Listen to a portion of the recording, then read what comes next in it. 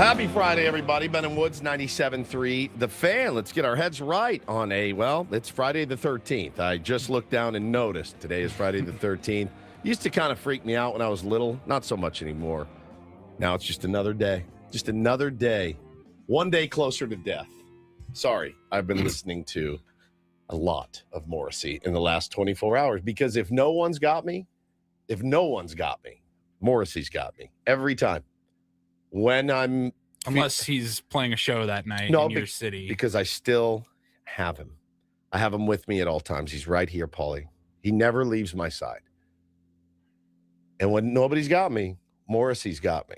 I didn't even watch TV last night. I watched the Aztecs game and laid in bed and listened to Morrisey and the Smiths. Bo woke up at 10, had a nightmare. I went to his room, got in bed with him, and played him the Smiths, and he fell back asleep.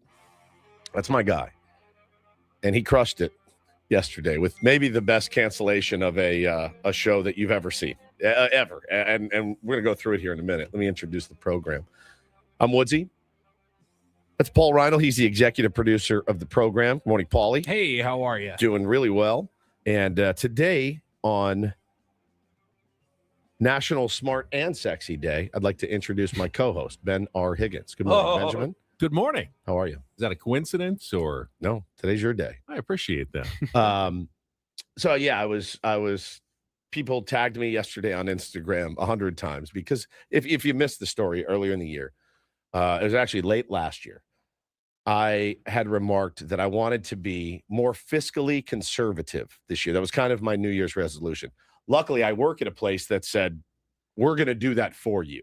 And have made me fiscally conservative against my will.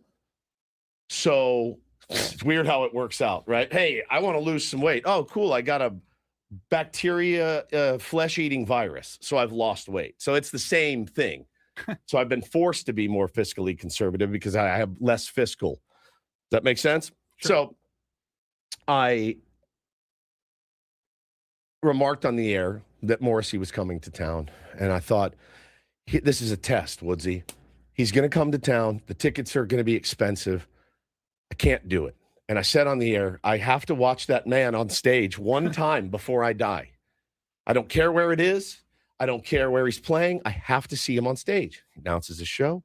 My beloved, smart, and sexy co-host buys me a ticket for Christmas. I cry. I'm so moved. I'm so moved by the gesture. The fact that he was listening to me, that I weep openly in front of our audience. I've never been more touched. We go through the holiday. It's all I listened to. I was just priming the pump. It was about 2.5 weeks out? Yeah, and it was going to be the first day we get back. It was like that Monday. It was that night. And I'm priming myself. My kids are like, enough! Like everywhere we went to LA, we listened to it the whole way there and back. They're like, we get it.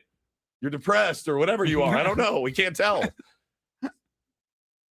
Morrisey does then what Morrisey does and cancels the show in San Diego, doesn't reschedule it, and he offers a refund. And my co-host, who is still very smart and sexy, takes the money back. That's the smart part. It was, yes.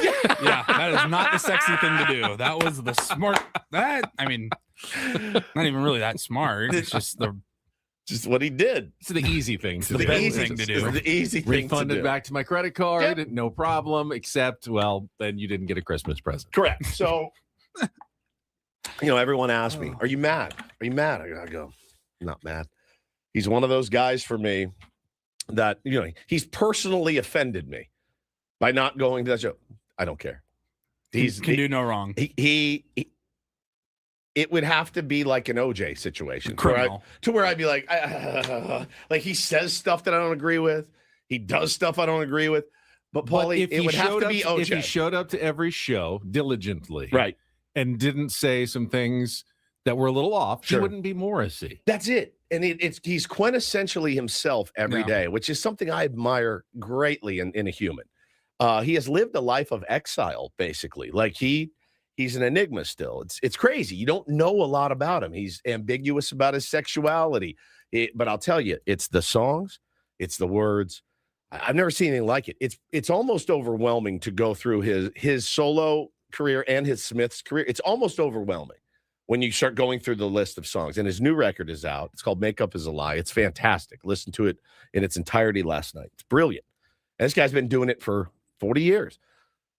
So he was going to a festival in Spain, Valencia, Spain. And the festival is called the Fallas Festival.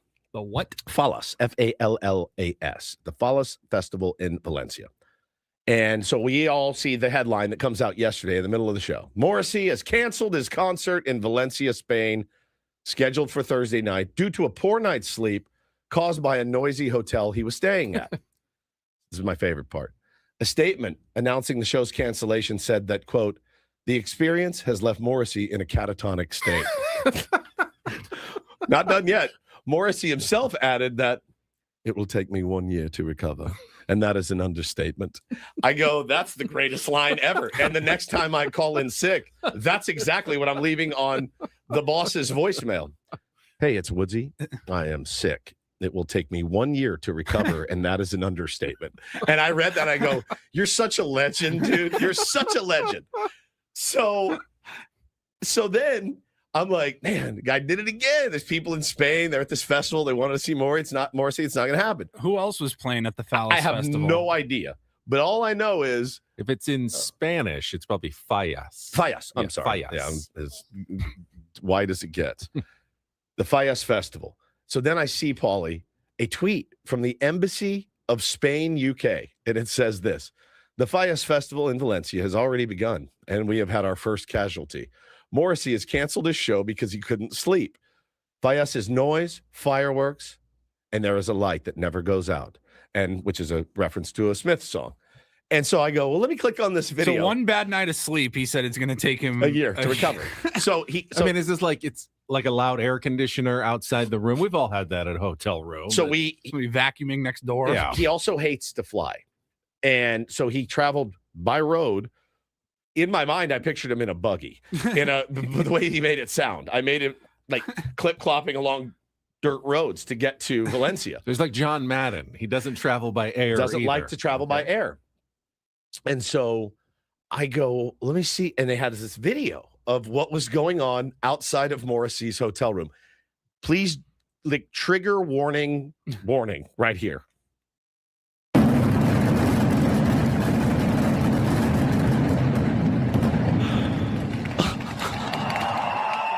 Just like explosions. Oh my God. Darling, I'm trying to sleep. Is there any way to get this noise going?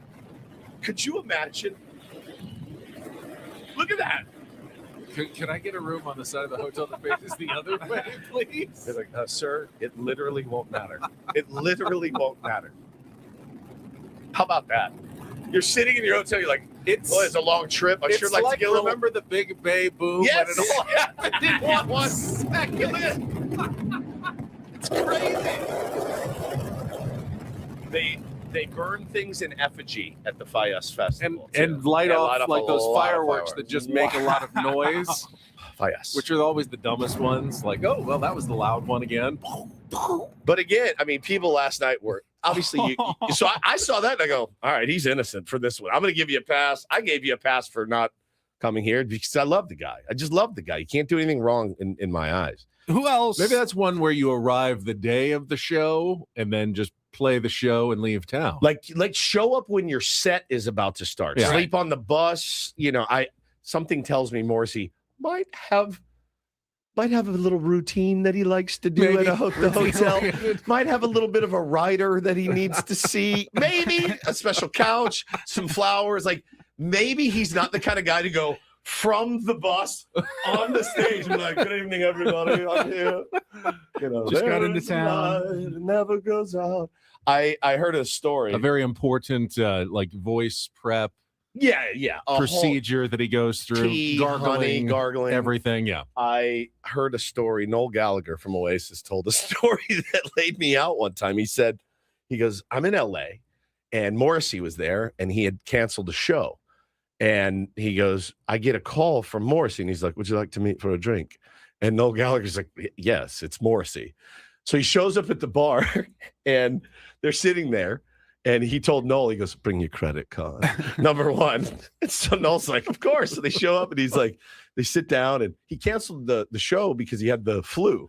And Noel goes, what are you doing? I thought you had the flu. And he goes, yet here I am.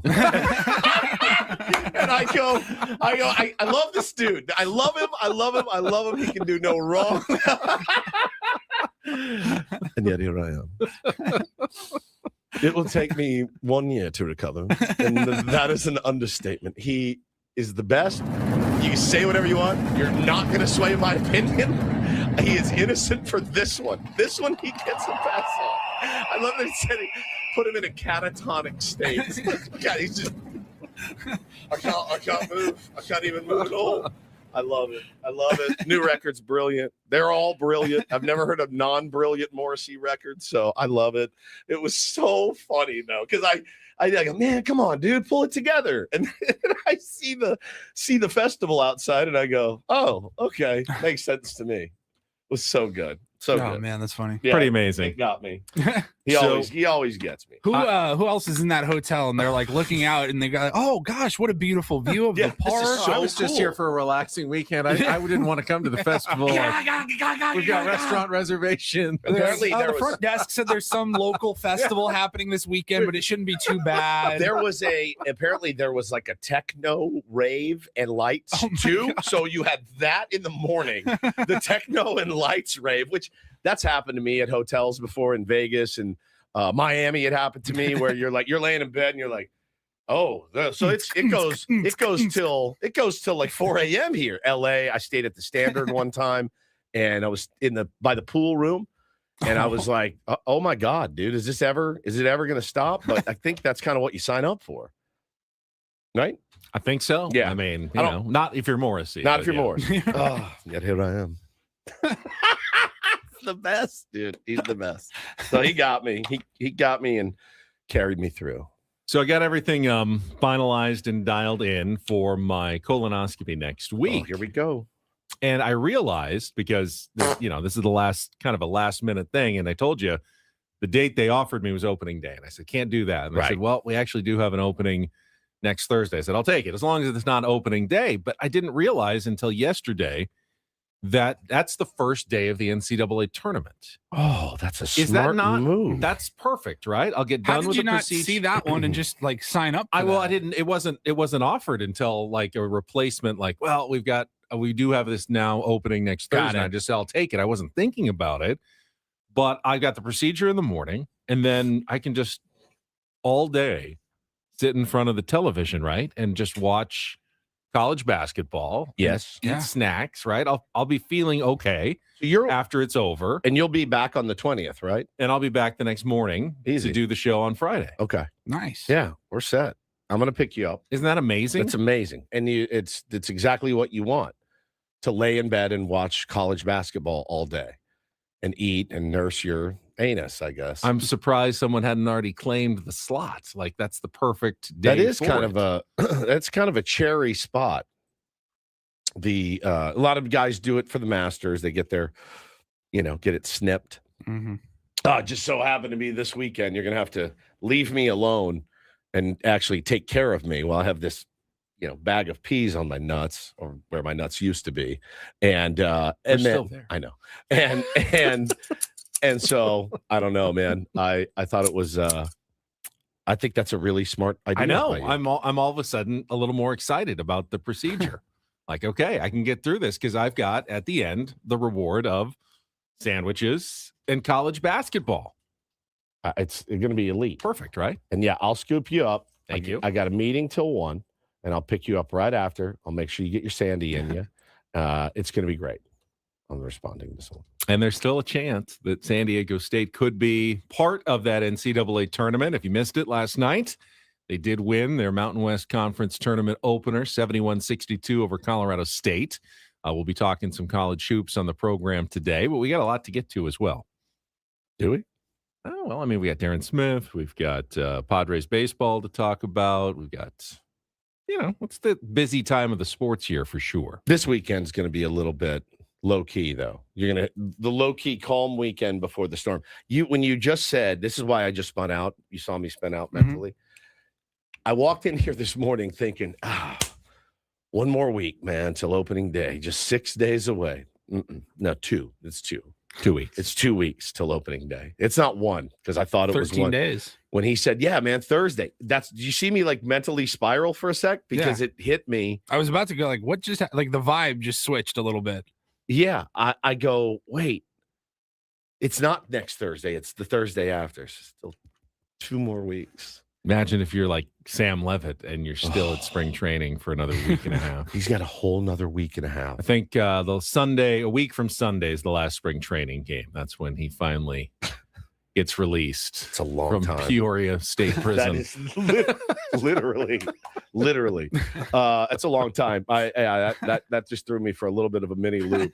I thought we were a week away. We're 2 weeks away. All right. Well, 2 weeks from right now, we'll be sitting in here, be celebrating our 8th year as a show together. That will be our official day. Now, that's not just here. That's at the other. That's like when our first show ever. March 27th. Yeah, March 27th, 2018. Be going into our 9th year. We have completed 8. It's not as though we had a lot of preparatory shows or like mock shows before that. We literally pretty much just walked into a studio and started going. Yeah, for sure. Met on like a Monday or a Tuesday, and we're on the air on a Wednesday or a Thursday. That's pretty much it. Yeah. Whatever it was. True. Well, let's go. I think it was like a Wednesday. I think it was a There was Wednesday. no long rollout for the Ben and Woods program, like plotting for weeks and everything. No, all right. Well, yeah, you meet? All right, we'll start doing the show in 3 days. You're good to go. So that's how it worked. You guys have what plans this weekend? Probably just gonna chill at the house. My favorite Conference tournaments all weekend long. Watching hoops. WBC tonight. Yes. You? Go golf tomorrow morning It's the early, same. and then about the same as Paulie actually this weekend. I'm going to be doing this. I got coaching. Taylor's got a game tonight. Bo has a football game tonight. So I have to. We finally have to do the split parental shift. So I'm going to miss. I'm going to miss. Oh, you can't be at both places. Can't be in two places at once at the same time. Don't want to leave one of the. Sorry, Bo. We're going to go watch Taylor. Or I can't leave Taylor. I'm his coach. Sorry, Tay. I'm going to go watch your brother play football. So that's the thing. We got to split it. It's not. I'm not looking forward to it. I would like to be there for both games, but you can't do it. So. We'll do that, and then Taylor has back-to-back. By the way, this is another rookies game in the morning, right? And then the quick turnaround. Actually, tomorrow night, Night. He's got a dusk night double header, and then we are going to go to Bo has a game on Sunday, so it's going to be. I'll be at the field all weekend, which is exactly what I wanted. So I can't complain at all. Is there a time of year where there isn't youth sports anymore? Like. For us, no. Yeah, it's pretty much year round. Pretty much year round. I mean, and even in the summer, it's like camps and youth sports camps. And I think June he's going to probably try out for another team. Bo will, like a kind of a select travel ball ish type scene in June or July if he wants to. And then you figure that out, and then you just go. You go right into basketball and football and soccer, and then into football and baseball, and it just never stops. But that's exactly what he wants to do. It's exactly what we want him to do because it keeps him really, really engaged. And it gets him a little bit like he's like, oh, I got something every day. And I'm like, yeah, man, I get it. We do need to make some time that you can play with your friends in the neighborhood, but they're all on his teams. He gets to run around and have fun with them. So it's pretty legit. Really proud of both of them, dude. Like they're both grinding and practicing and doing the good stuff. So I can't wait, man. I can't wait to be out there this weekend with my killer teams and have some fun. We ready to get going here on a Friday? All right, we'll take our first time out, and then we will come back because we do have a lot to get to. I want to get to both San Diego State and Padres news here for the rest of the hour, so I want to make sure we have plenty of time for that. We are broadcasting live from the Bill House Studios. We know how. We actually do know the House. Now that we met them at the end of our show yesterday, had a champagne toast. The balloons were still scattered about the studio this morning. Hannah heard that. She said it was amazing. I had so many people reaching. That was actually really cool when you had the house in. And Hannah goes, you need a jingle. And I go, yeah, you do. You need a jingle at the end of your Instagram stories, 1-800 Ben and Woods. Ben and Woods. Ben and Woods. I mean, they know radio. Like hers is NRG. NRG moves you. So I'm like, because you moving houses because you're picking a different house. How about it that? moves you. Yeah, and also Wouldn't that energy. be better for a no, moving you company, missed though? it. Energy. NRG. Energy. NRG. Nancaro. Realty Group. Group. Energy. NRG. NRG. Energy. She's got good energy, helps move you. Energy. But wouldn't that be like a moves you. moving company? No, Like because energy. Allied Van Line. You need energy to move. Energy. NRG moves you. NRG moves you. Or just finds the house and then someone else will 'Cause actually move you. She really liked. She said she liked when Tina said, "Oh, all the kids singing the jingle and stuff. It's like spread like wildfire." She All goes, the holidays and "That's everything. genius." And I go, "You're right. Let's work on a jingle." All right. Jingle for Ben and Woods Ben, is our next work goal on our this year. jingle I and can get back come to up us with on some. Monday. I can workshop some ideas Okay. for you. The music. I can do the word. I'm more of the lyricist. I'm the Bernie of Really? the group. I'm not the musical guy, so I don't have the sound, but I can do the lyrics. What calculations in your head did you do to get to that point? Yes, that you're the lyricist. Well, I write with words all day. Okay. every We day. all but do. I don't ever use any music. I You write can- with words. You play with a guitar though, so you're the music guy. But I can't. Does a jingle sound good on a guitar? I don't know. I think we Maybe could try we'll it. have the There's a first guitar one. here. Yeah, there's one over there. We need Bobby Cressy to help us. There's our lyricist and music guy as well. Yeah. We'll come back, get started, talk some San Diego State. They are still alive, 2 wins away from the NCAA tournament. Padres talk and more coming up next after our first check of traffic with Kelly Danick on San Diego's #1 sports station, 97.3 The Fan.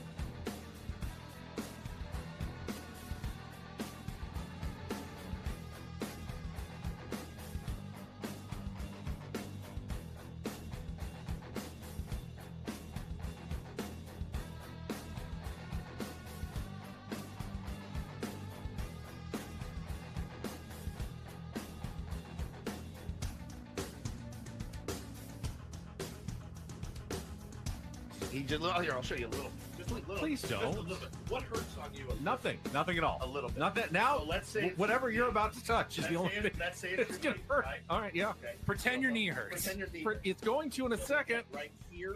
Oh, that is not pleasant. Hey, player, this is all yours. This room with this view. This speakeasy with this cocktail. Hey, could you make that too? The spa with this. Ah. And this pool on this roof. This is all for you. The all-new Hamul Casino Resort, now open.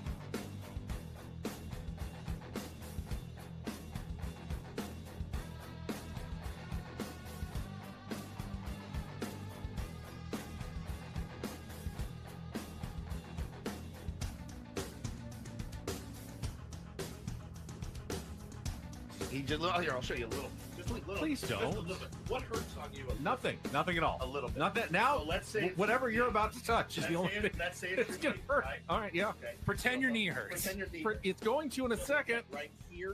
Oh, that is not pleasant. Hey, player, this is all yours. This room with this view. This speakeasy with this cocktail. Hey, could you make that too? The spa with this. Ah. You mentioned it is Friday the 13th. Last month was also Friday the 13th. Oh, yeah. Because February has 28 days. So March has the exact same days of the week as February. You don't... It's still so fascinating to me how your brain knows like the calendar. Yeah. Right. So I've never been able to. His? it's Yeah, it's the very particular, rare I situation. mean, what's Usually the thing where you're like, oh, you put your hands together and Yeah. you know, like the knuckles. What's the 31 What do you days. call Every it? top knuckle is a 31-day month. So What do you call it? the knuckle method. Yeah. So, yeah, usually a Friday the 13th will only land every 7-8 months because of the way the calendar works. But when it's in February and it's not a leap year, of course, then March will also have a Friday the 13th. Yeah. So we got one So today. here we are, 2 in a row. Yesterday felt more like Friday the 13th The knuckle method than today. than today. I I hope. understand. Today's not You even feeling close to okay over, today? so- You look good. Am I feeling Yeah, okay? you're feeling good. Yeah. Okay. I had people reach out to me. They were worried about you. As I said yesterday, don't worry about Okay. me. I'll always be fine. Fine. Good. I'm glad. always. They just wanted to make sure Feel that great. their old pal Woods was going to be all right. Old pal Woods is Good. probably better than he's ever been, to be honest. So it was nice. You know, got a nothing like a rage workout. Like working out is, you know, some days you're into it, some days you drag yourself in. But the days where you're salivating to kick the door in and go, give me the hardest thing that you've got, and I'm going to do it with rage is the best. And I walked out, my legs were shaking, like jello legs. I couldn't stand up. It's exactly what I needed. And I felt so good when I was done. That's the concept behind those rage rooms where you go in and just like Just break let it things, let it just rip. let it all out. Yeah. I think it's healthy. sledgehammer and just go to work. I think that's a healthy outlet because I think people do keep things in and, you know, it bottles up and then you explode. It's like a tea kettle, right? So I just went in and just lifted as heavy as I could lift. It was me and the meatheads, and there was like 3 guys and they were doing these exercises, and I needed, you know what I needed?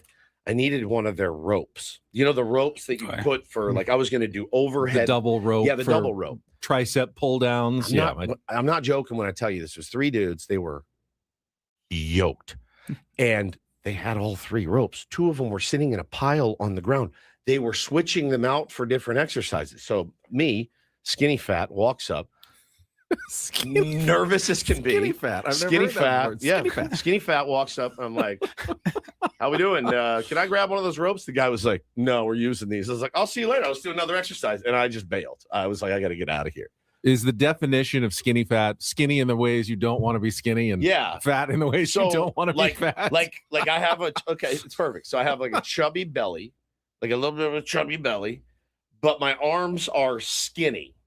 I don't have big fat arms. I have skinny arms. There's skinny fat and there's just fat. And I don't have fat legs. I have skinny legs. The opposite would be like jacked trim. Like you're very muscular, but you're also quite thin at the same time. I don't think that's the opposite. That's just like cut. Yeah, you're cut. Yeah. So yeah, the skinny fat thing is like like a thumb. I have a thumb body. I have a thumb body and a thumb head. But they had a pile of ropes. They had a pile of ropes. And I go, one was real thick, and then they would put both of them on and use 2 at the same time. Look, this thing that they were doing, these exercises they were doing, Ben, I started laughing. I go, could I imagine if I got Benny and Paulie in here and it was us 3 back here on this machine, sitting on this bench doing this? And in that gym, they don't have the rules that they have at Choose. Choose, you can't yell and drop weights. And, you know, those rules don't apply at LA Fitness. Because those guys were like, and I'm just like, I got to get out of here. I'll be on the treadmill if anybody needs me. It was so good.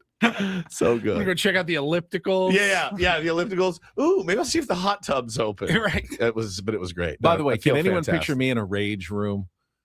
Like very gingerly putting things back together, leaning the sledgehammer up against the wall. Just sitting in the corner, like crisscross, and he's just putting these like pottery together or whatever. Like, piecing it back together. Yes. Contrary to popular belief, I'm not a robot. I do have emotions, but rage is really not one of them. You've never experienced rage. I mean, I'm sure I have, but it is just not really. I don't want to see it. Cannot compute. Cannot compute rage or anger. I would like to see you. I would like to see you in one of those. Maybe you get in there and go, "This is what I've." That actually felt pretty damn good. I had a lot of pent up frustration. I've been to one. It was awesome. Yeah, you said it was cool. Okay. We need to take you to one, I think. There's one That'd by be a the fun by the show goat out. in Oh, yeah. Oceanside, I think. Okay. I've seen it, but Let's I was do like, it. never felt rageful enough to really feel like I wanted to stop by. You would be eye wash for you. I'm always heading to golf. I'm in a you're good mood, happy. I'm happy. It's like, oh, How about after golf? maybe if I have a really bad round. Guys, I need you up here. I just blew a 6-shot lead to a 75-year-old again. Come on down. Let's rage in that room. I think you'd crush it. I'll tell you this right now. Rage room, better than an escape room. Paulie, I wouldn't. See, now I love escape room because there's puzzles. Put a gun to my head. That's my jam is the escape room. Nope. My kids did it. Nope. And Taylor liked it. Bo was like, he's just like me. He's just like me. He's like, this is a nightmare, Dad. I'm like, I get it, buddy. That's why I didn't want to go.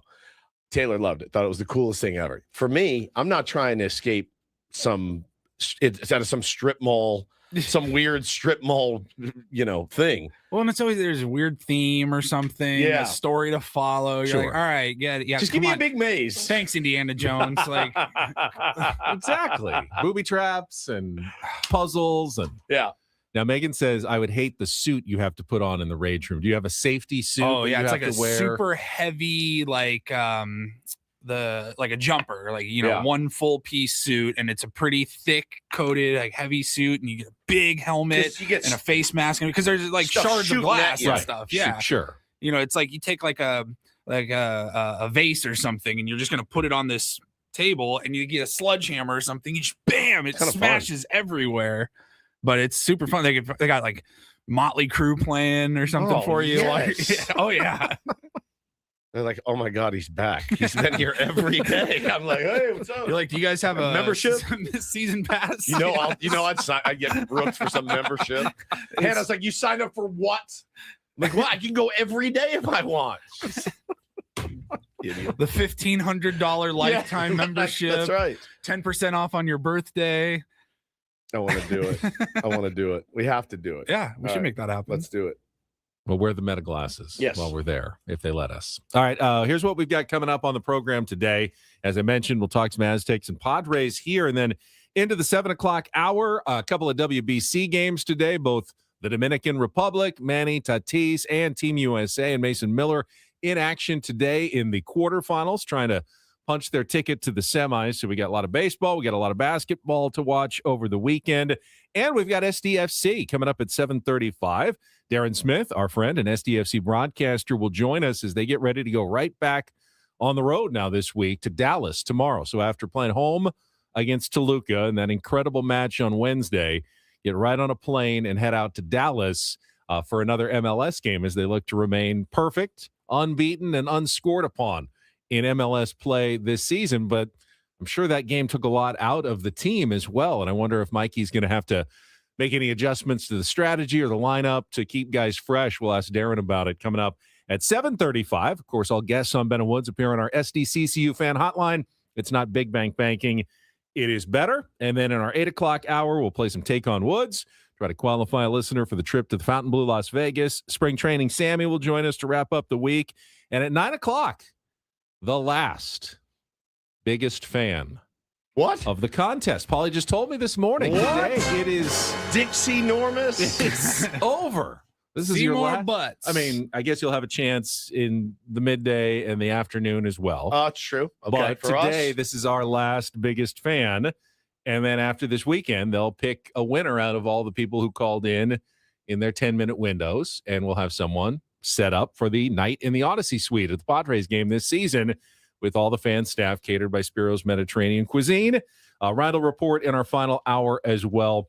And then we'll get you ready for all the sports coming up this weekend. So that's what we've got. We'll start with last night's game, San Diego State, what they're facing today after a quick check of traffic here on 97.3 The Fan. Go ahead. From the 855 Get Ross Traffic Center.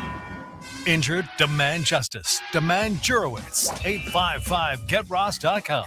Here's Kelly Danick. Traffic is sponsored by Hummel Casino.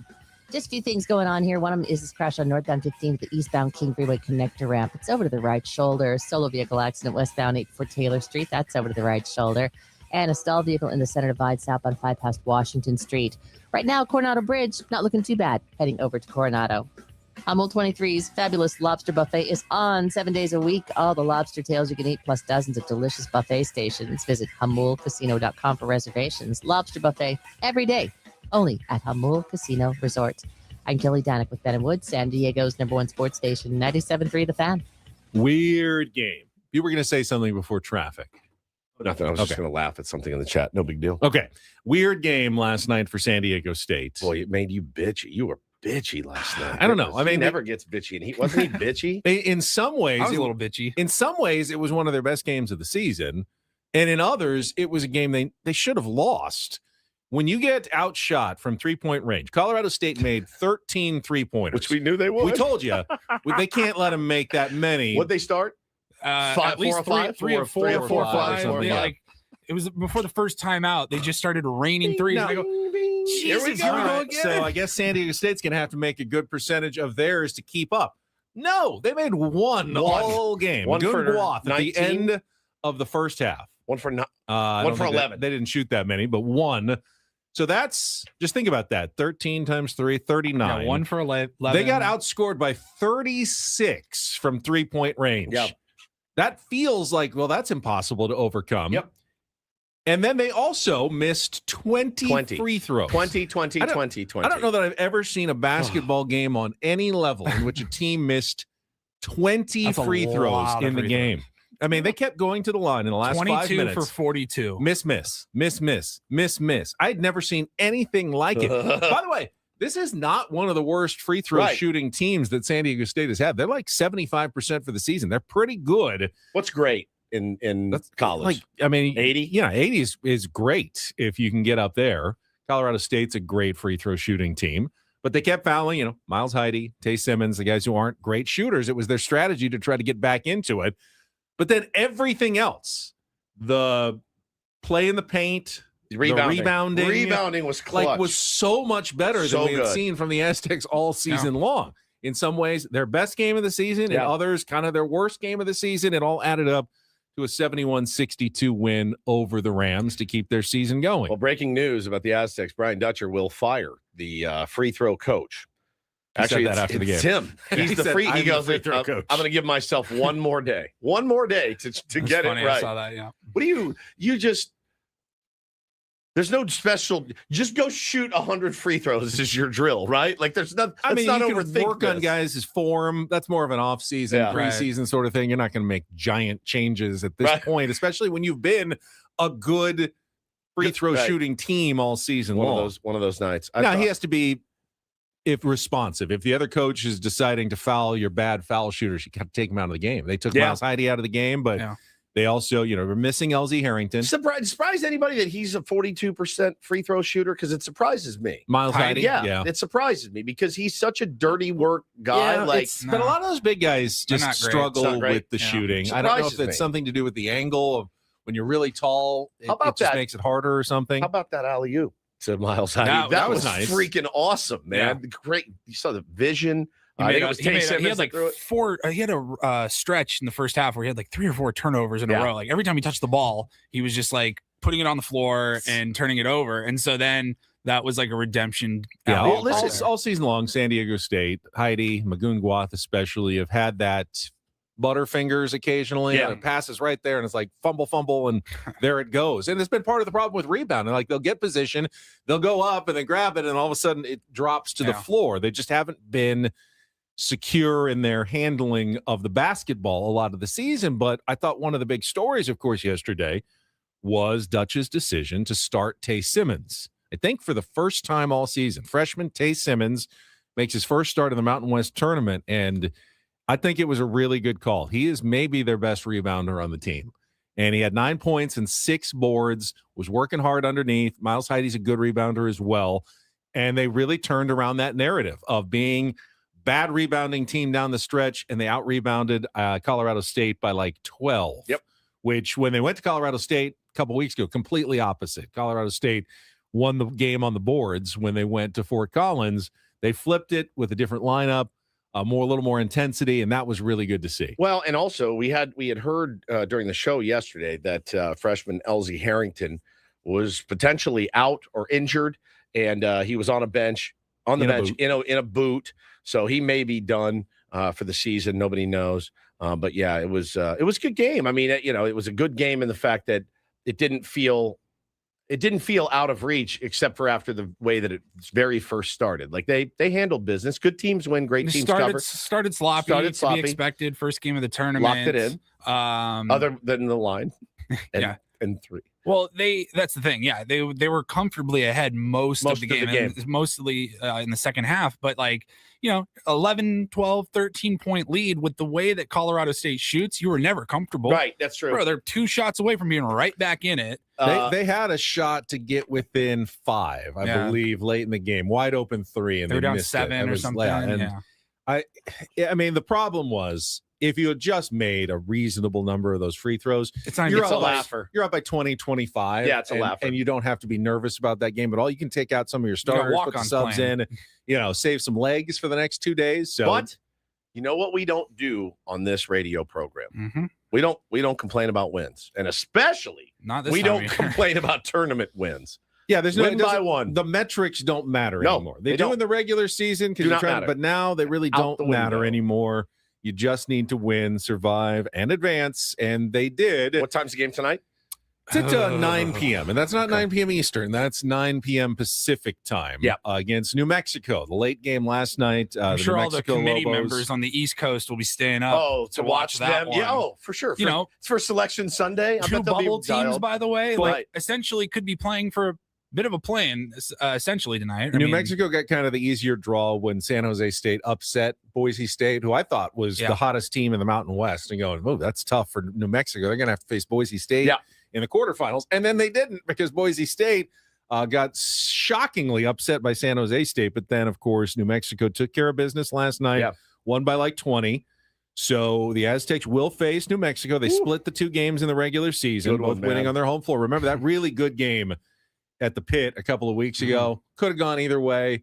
Came down to that replay in the corner where you thought, the Aztecs down 1, about to get the ball, and the refs decided, no, we're not going to give it to San Diego State. So Jordan says they actually will be up on the East Coast. It's not like the football committee. Yeah, who just stopped watching football entirely.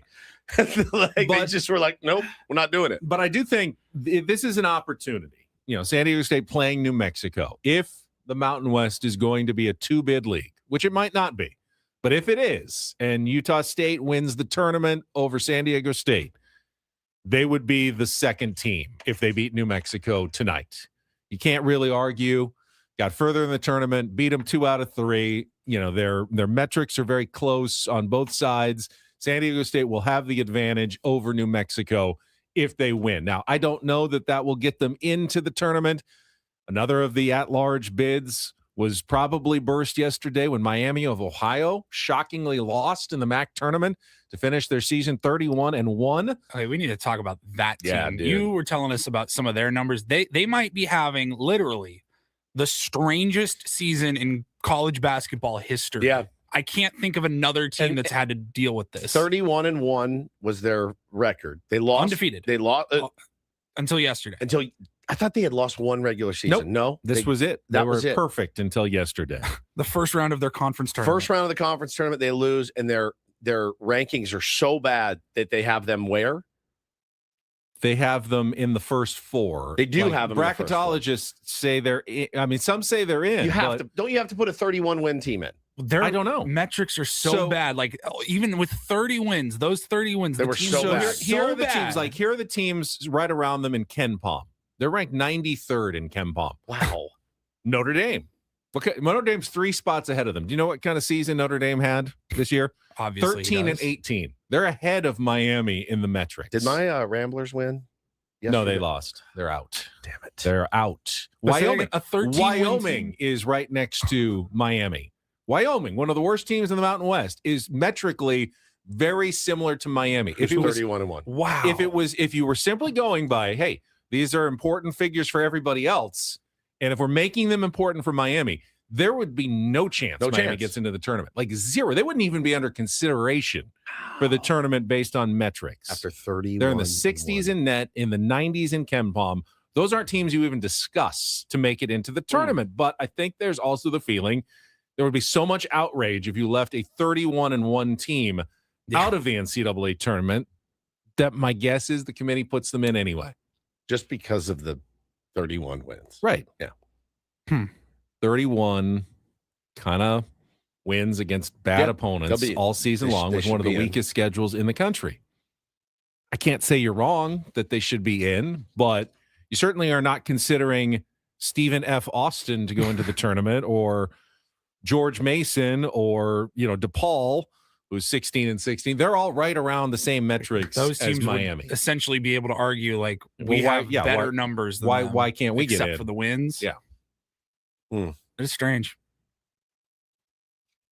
Yeah, that's of course. But now the winner of the MAC tournament's going to get in for sure, and that's going to steal a bid from another team, assuming Miami does get in. God, man, that's crazy. Yeah, Miami was supposed to be the only team that won. Of course, that went in from that conference. It's like Jordan says, like the wins matter. You won 31 times.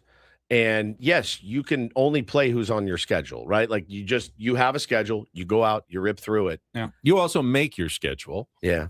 Which is part of it. But you also can ask to play better teams and they say, no, we're not interested in that matchup. And there's not much you can do about it. So the MAC could be a two-bid. It could be a two-bid league in the Mountain West, which is ranked much higher than the MAC, could end up being a one-bid league if Utah State wins the conference tournament and neither New Mexico or San Diego State gets in.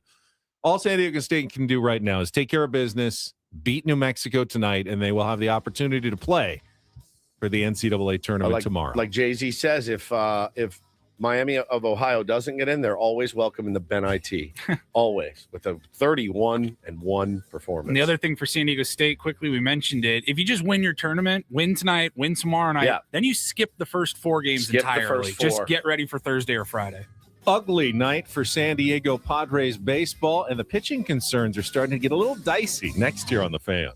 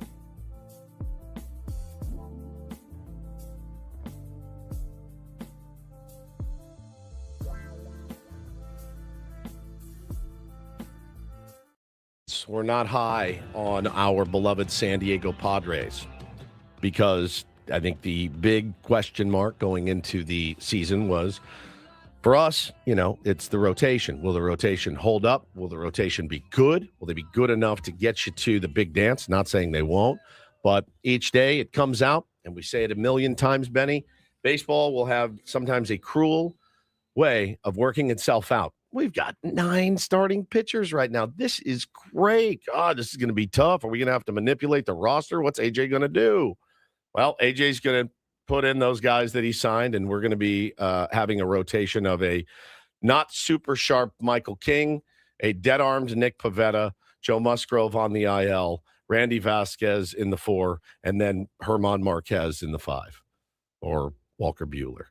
I think it's always dicey to read too much into spring training results, good or bad. Unless they're injuries. You can read into injuries those. definitely will impact into the season, and the news on Joe Musgrove remains not ideal, not great. They have not said like anything in terms of a setback, simply just not pitching him right now, just to keep letting him recover as he gets used to the new arm. When you come back from Tommy John surgery, essentially you've got a new elbow, and a new elbow is you got to figure out how it's going to react to that sort of stress when it is pitching. Joe says, sore. I had surgery. It feels like I had surgery. It's sore.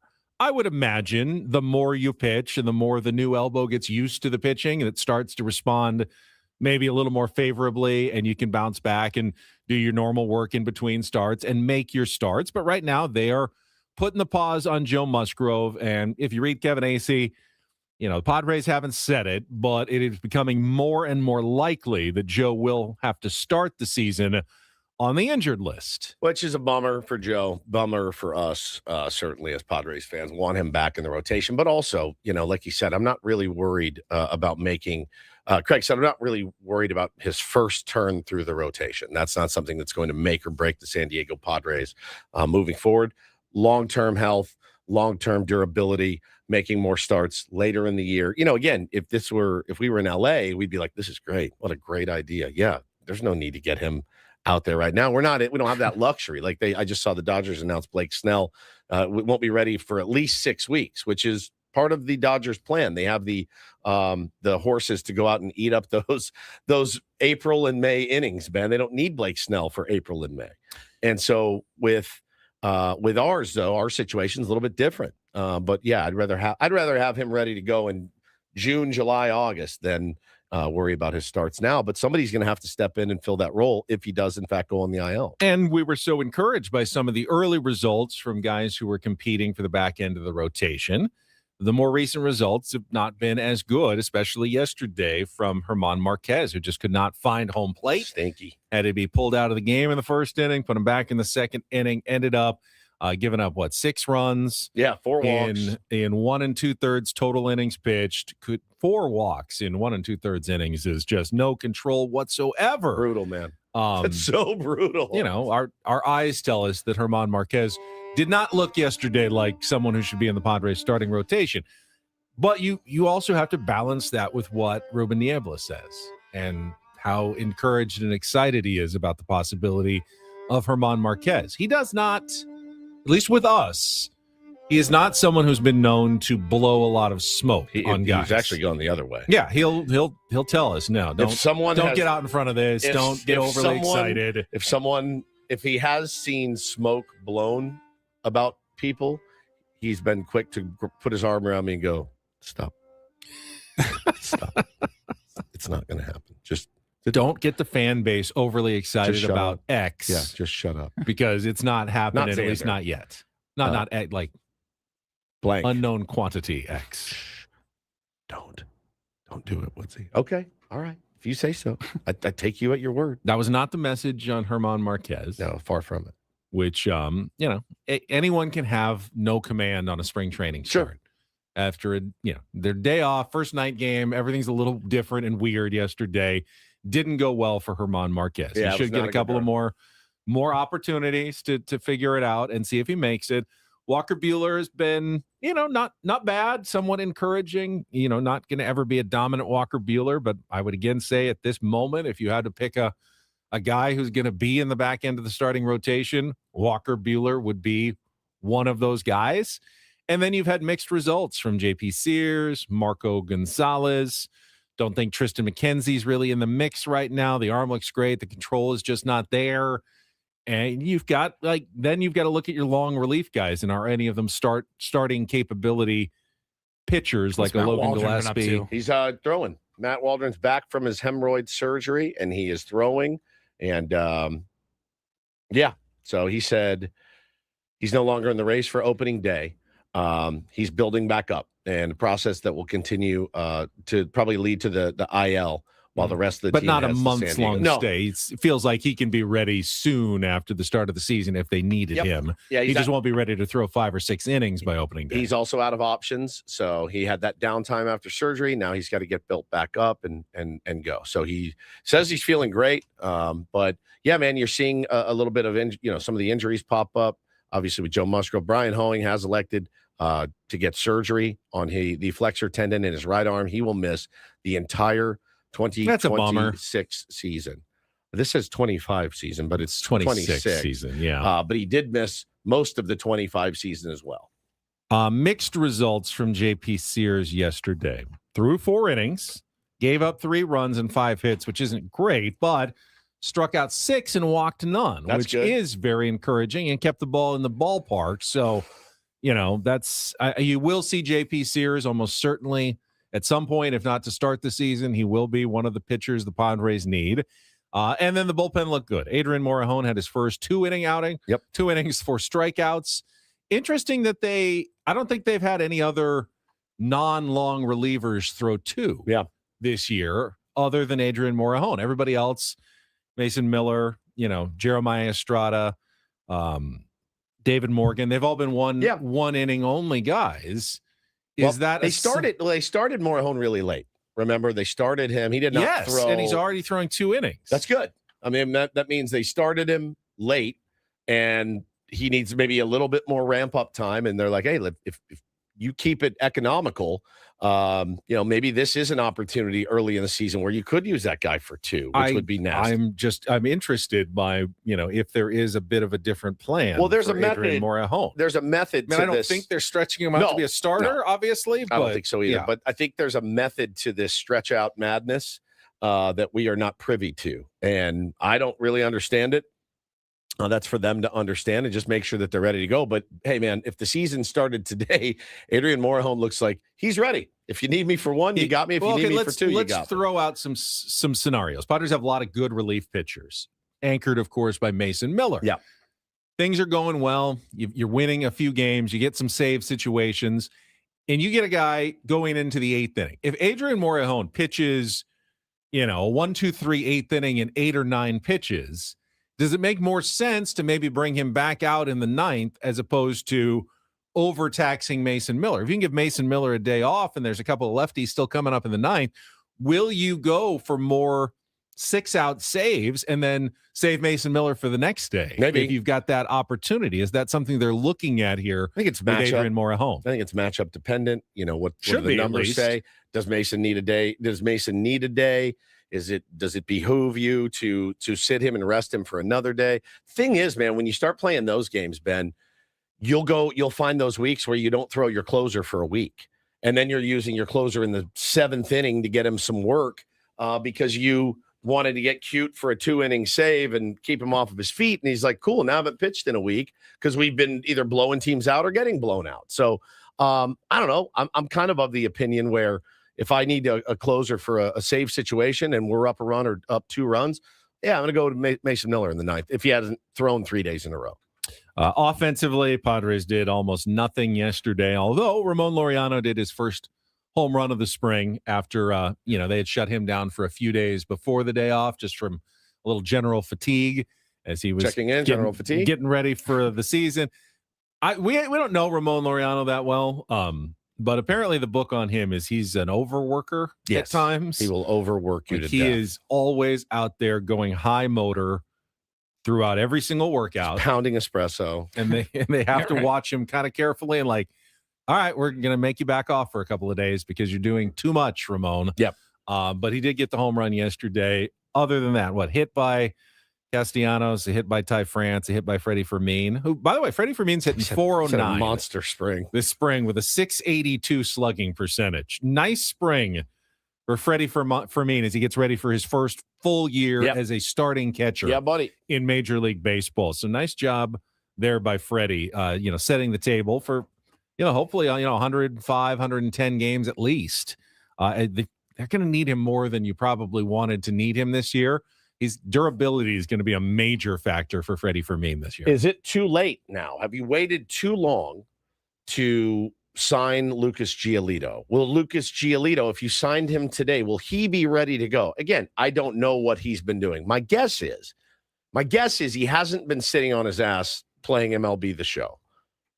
That's a guess because he doesn't have a team yet, doesn't have a job, probably wants to stay ready and in decent shape. He's probably throwing at a high school somewhere in Florida, would be my guess, working out every day. Who gets more leverage as spring training or as opening day gets closer, I should say? Like, is it the pitcher that hasn't been working out with a team who's going to need some time to ramp up? Or is it the team that, like, teams start getting injuries and now they're desperate for pitching? Yeah. Like, where does the leverage swing? I think it always sits with the player. Right? I don't know, because if you feel like, well, he's still not going to be able to help us for 3 weeks, and by then we may need to move on. I don't know that he has a ton of leverage. I'm wondering, but also if a team has 3 starters go down, you're like, we need you, bro. So that's what I wanted to bring up, because you also have the possibility of a trade.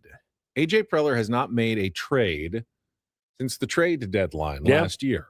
You said to his face that you thought there still could be something coming. Yep.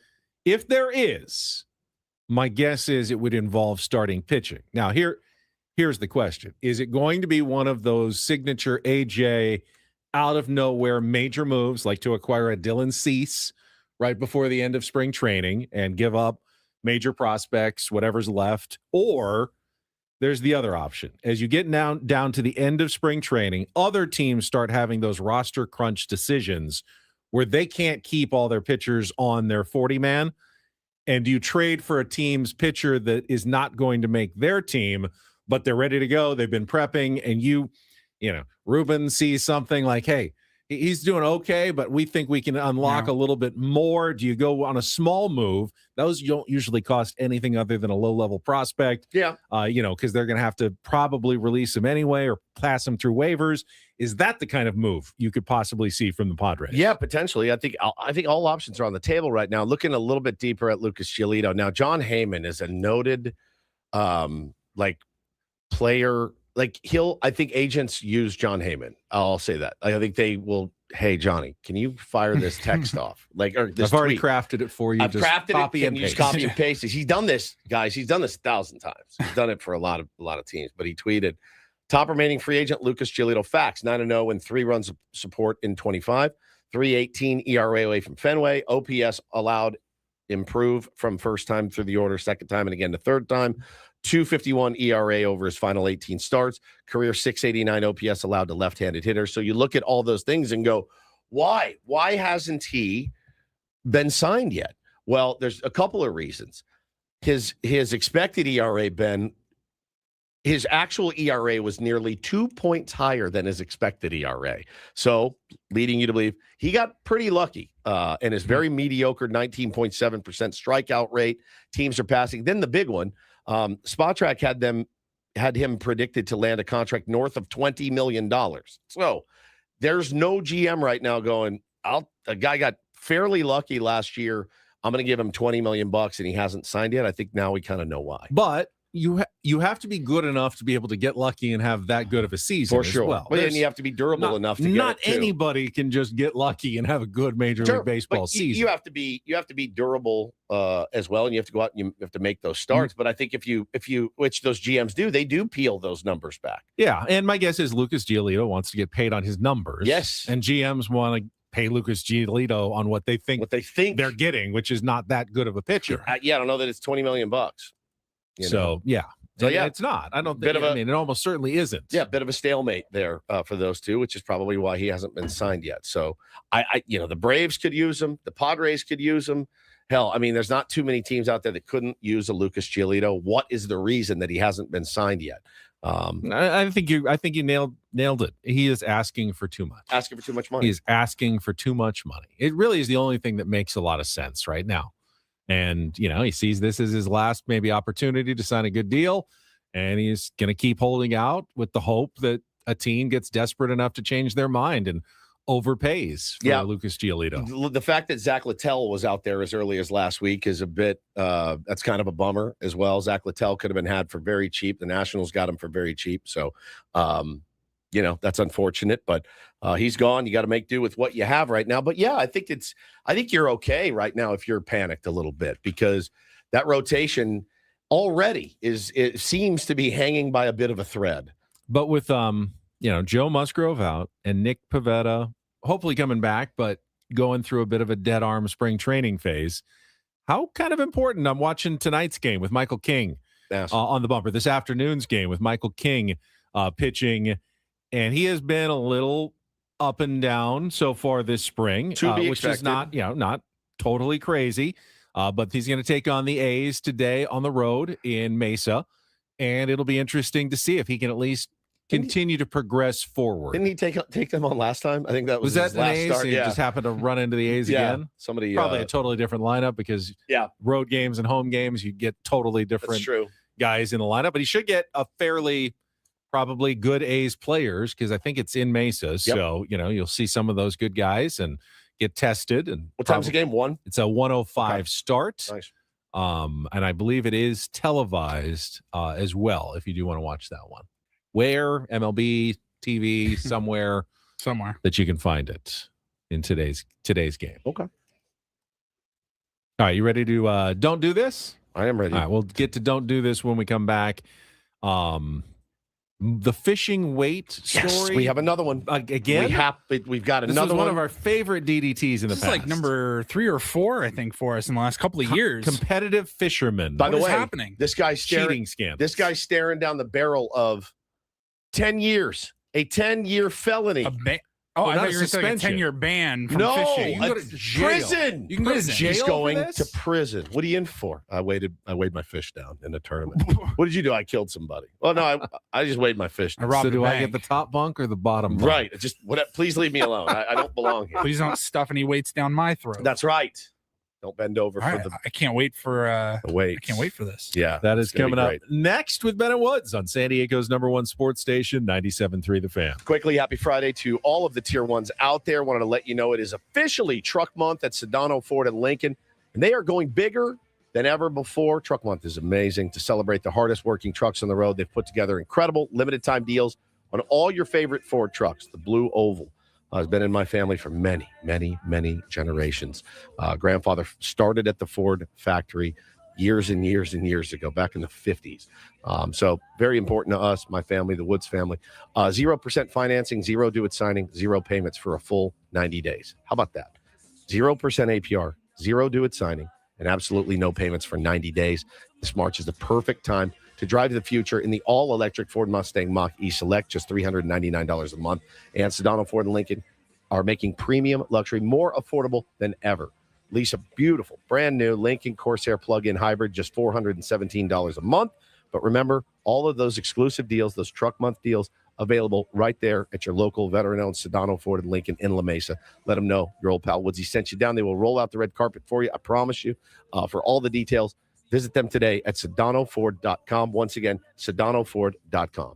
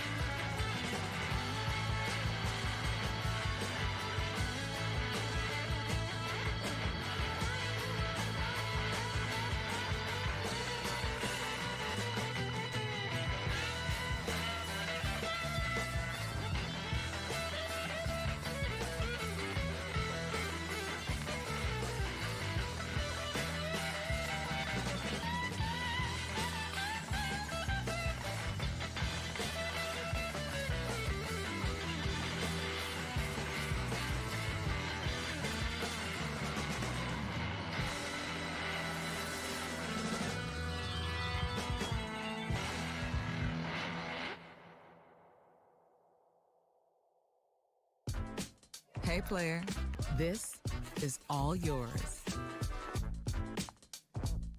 This room with this view. This speakeasy with this cocktail. Hey, could you make that too? This spa with this. Ah. And this pool on this roof. This is all for you. The all-new Hamul Casino Resort, now open.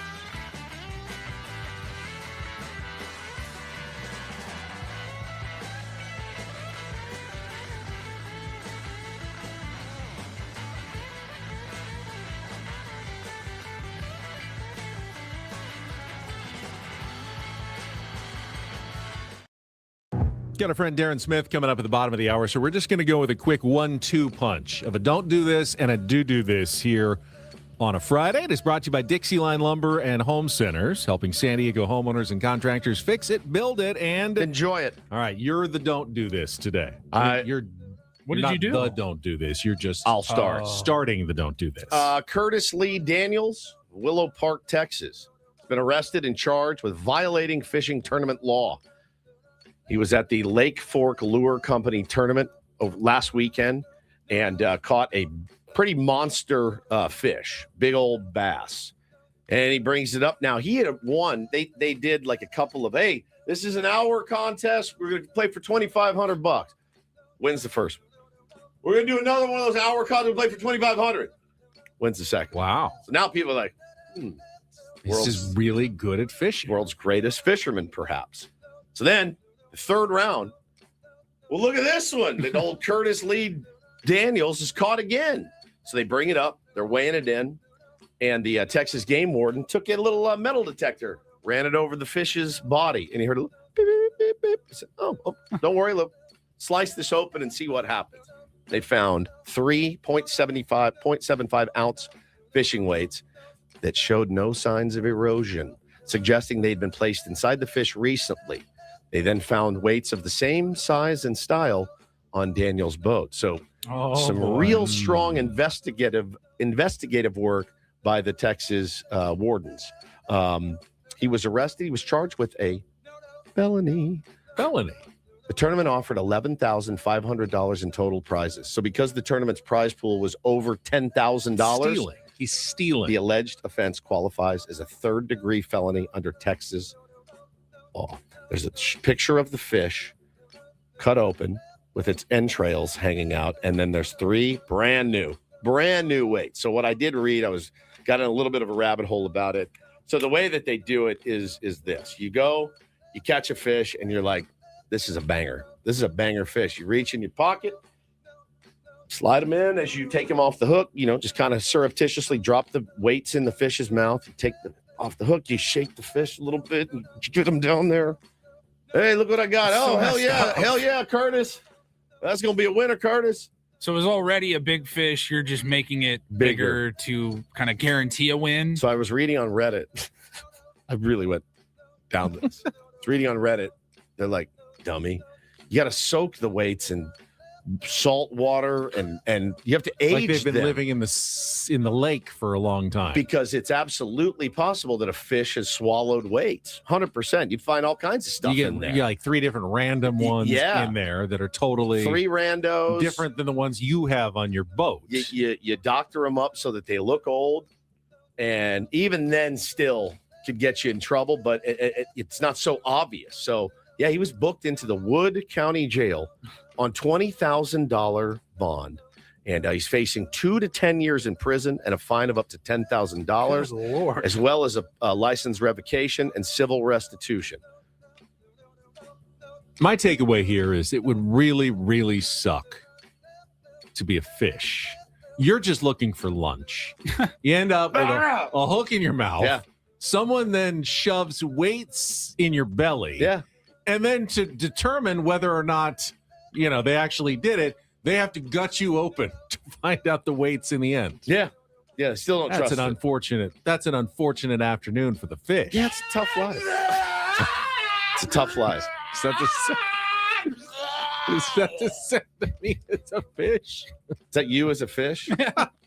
Shoving weights down your throat. Man. All right, let's go right to do this. DD mega doo-doo. Apparently, you two had a better lunch than I thought yesterday with your baseball card collections. I don't know what about that. Don't know what you were doing, but this can't be a coincidence. On the day that Woods and Paul have their big baseball card lunch, whatever it was, very secret stuff. A 2013 Aaron Judge Bowman Chrome Draft Superfractor 1/1 signed card. Wow. Sold for $5.2 million, the most ever paid for a modern day baseball card. So not like a Honus Wagner. Thank you. Is that what you were doing at lunch yesterday? Closing that deal? So you taught me a little bit about this. So it's 1/1, obviously, signed. That's big. Yep. And it's a superfractor. You told me about the refractors. This is a superfractor. Yeah. Honestly, we had a fantastic lunch. Our buddy Philip. We met with our new friend Philip, and he's in the biz. And he gave us tons and tons of insight. He also kind of let us both know you're both on the right track with what you're looking to accomplish, and sent us off on our way feeling way more confident about our abilities as card collectors. Like we put in like manual labor for it. Right. It's like, yeah. It's not easy to do what we do. It's not. It's very difficult but to with do people what we like do. Philip, they make it a little bit easier. No, he's a tier 1. He's like the nicest dude, so completely normal. He was very cool. Completely cool. We had such a good time with him, and he was so kind. Fanatics noted the buyer and seller wish to remain private. So we don't know where the seller found it, if they just... I don't like to make a big production out of stuff, as you know. I mean, could they have just gone to Target? Yeah, like pulled a hanging wrapper off the call thing him a like hanger. You guys did when we in the biz call him a hanger. A hanger. Yeah, You know hangers what we are say? bangers. Hangers are bangers. Right. And opened it. And inside was a 1/1 Aaron Judge signed superfractor. Could have been in there. Could have been in anyone. It's like Wonka's golden ticket. Well, when I said he gets us on track, Purple said on the track for bankruptcy and celibacy. I'm already there. I was already on that track before Express lane. The express lane. Speeding up the process. Yeah. We're in the HOV lane. Why take several years to get there? Yeah, there's 2 of us. We can get in that carpool lane. Yeah. And we're just and you can get there a whole lot faster. Celibacy and bankruptcy. 100%. Oh, man. And that is don't and do this for a Friday. That was Don't Do This with Ben and Woods on 97.3 The Fan. We are the biggest nerds in the world. I'll wear it. Broadcasting live from the Bill House Studios. We know how. When we come back, our friend Darren Smith will react to Wednesday's amazing SDFC win over Toluca And now what's coming up? Another 2 road games in 5 days for SDFC. So a lot on their plate. Darren will join us coming up next on San Diego's #1 sports station, 97.3 The Fan.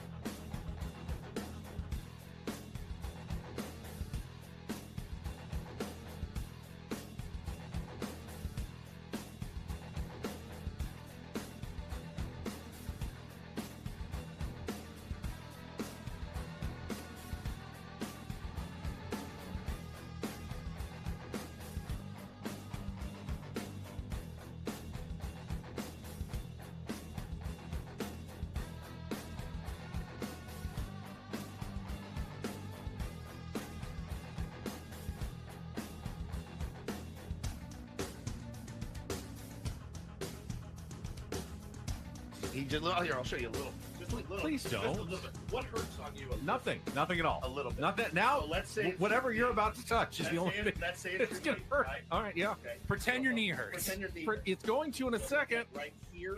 Oh, that is not pleasant. Hey, player, this is all yours. This room with this view. This speakeasy with this cocktail. Hey, could you make that too? This spa with this. Ah. And this pool on this roof. This is all for you. The all-new Hamul Casino Resort, now open.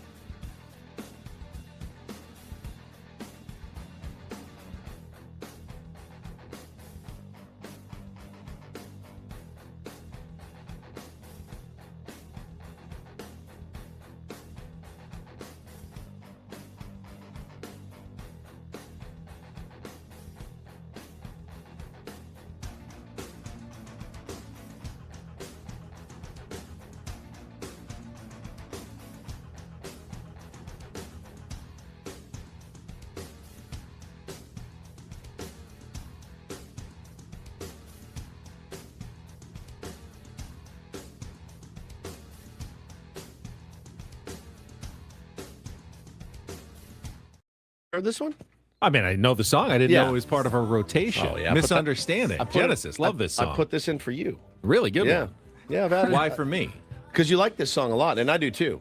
But I know you're a big Phil Collins guy. We're trying to get a better understanding of SDFC. And that's what Darren Smith is all about. He is standing by. You didn't have to segue that. Everything. Have to segue everything. It's like a disease, actually, at this point. We're trying.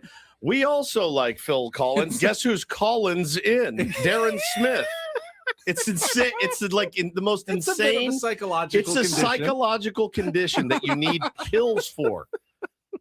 He's calling us on the David Shapiro fan hotline. Oh my God! It's Darren Smith. Hi, buddy. Let's check traffic. Then we will hot him in just a second here. After all that, can you feel it in the air tonight? Here comes Darren Smith. From the 855 Get Ross Traffic Center. Injured? Demand justice. Demand Jurowitz. 855GetRoss.com. Here's Kelly Danick. Friday light conditions is what we're looking at, or maybe everyone's just afraid to venture out since it is Friday the 13th. Looks like fire crews have handled an encampment fire northbound 5 near San Isidro Boulevard. No more activity there. We are seeing the typical slowing out of the South Bay, both North 5, North 805, and Coronado Bridge, seeing just a little bunch up toward the old toll plaza. I'm Kelly Danick with Ben and Wood, San Diego's #1 sports station. 97.3 The Fan. All right, no segues now. We're just going straight to Darren Smith, our friend SDFC broadcaster on our SDCCU fan hotline. Good morning, Darren. Good morning. Although I'm sure you could have worked in like an easy lover or something along those lines. Yeah, I mean, that would have been quite a way to easy lover. Here's Darren Smith. He's an easy lover. What a kick-ass song that song is, man. It's so good. Yeah. I used to hate Phil Collins, and now I legit kind of can't get enough. It's very weird getting older. I will say, like, Susudio sounds like one of those one-name soccer stars in Europe. It does. Susudio. Right. Yeah. He's a Brilliant soccer star, Studio. Tier 1B, George. Welcome to the studio. It's Darren Smith. Well, of course, Ben, you'll be in the air tonight, I'm sure. Yes. On ABC, right? Absolutely. Darren said yesterday, we opened the show yesterday with the notion that no one from SDFC or really even like Little League soccer would ever come to me for soccer strategy, because when we were watching that game the other night, the red card, which again, I think well-deserved, one of the actual soccer injuries I've seen, like that foot really went to his face. And I went, there's no flopping there. That was a direct hit. So he gets pulled, they score, and I go, punt, but just punt now, get these guys off their feet, get them some rest. And boy, was I wrong and foolish. Yeah, that makes two of us, because I was there and I'm like, oh, this is totally corrupted now. It doesn't matter what happens, because we know how difficult it is to play and beat a team like Toluca. And now you're a man down and a goal down, and this whole thing is just going to crater, right? So like, that's the thing that I'm thinking. We weren't on the radio. Like, we didn't have the broadcast. We don't do the CONCACAF games. Yeah. But in my mind, I'm thinking like, this is the way this is going to go. And like, how do you not think that? You know, right? Like, it's the natural human instinct to think that this thing just went completely sideways on you. And you're not even going to get a chance to see what it's like to play against that team straight up. Whether you win, lose, or whatever, like, you're not even going to get the opportunity to see how you match up against a team like Toluca. And that was really disappointing for a couple of minutes. And then all of a sudden, it's like they just take over the game. And you're like, where did this come from? I give them so much credit, just being around afterwards a little bit. On the field, it was the captain. It was Yeppe Tverskov, who says, guys, like, get it together here. Like, no hanging our heads. We've got to perform. And then at halftime, I'm sure you guys have probably heard a version of this. Mikey pretty much has like an open conversation with the team and says, what do you guys want to do? We're 1-1.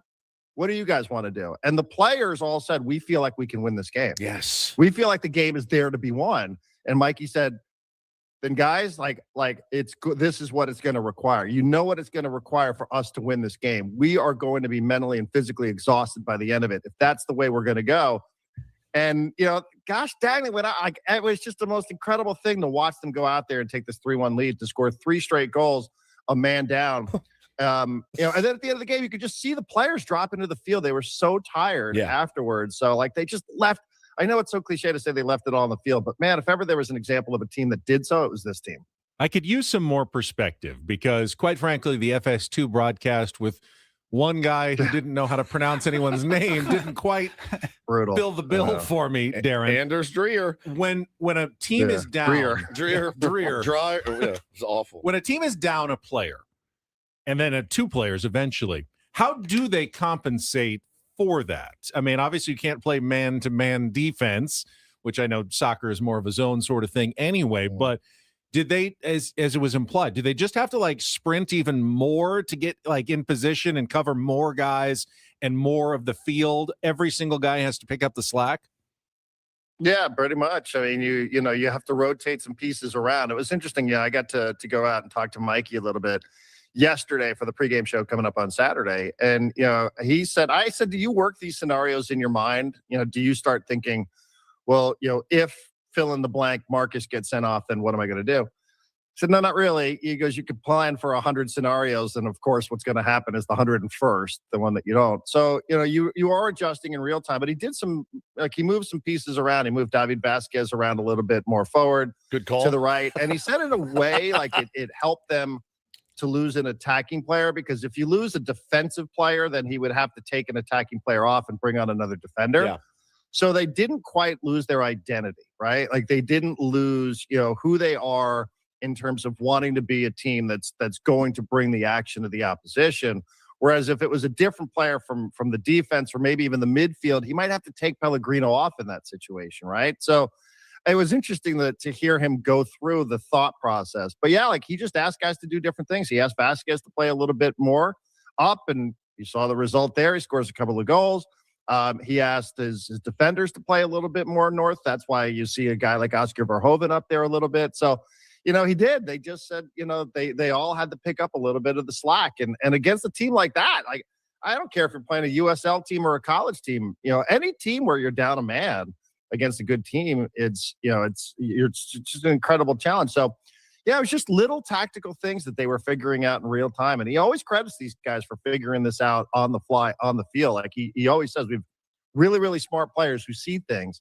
And, man, they just kind of saw the way it was going to work for them, not only to score, but also to keep Toluca from really creating many big chances in the game. And this weekend's matchup against FC Dallas, they're 1-1-1. D. Smith, what can we expect when we see them play? Kind of, Mikey gave the indication yesterday that they were going to rotate some players. I don't know exactly what that looks like, but with now 3 games, 8 days, and the trip to Toluca at elevation and the opportunity. Like you said, mentally and physically, it's just an opportunity to give some guys a little bit of a break. I'm just guessing here. I don't know much, but maybe it's an opportunity for a guy like Alex Mighton to start for Pellegrino.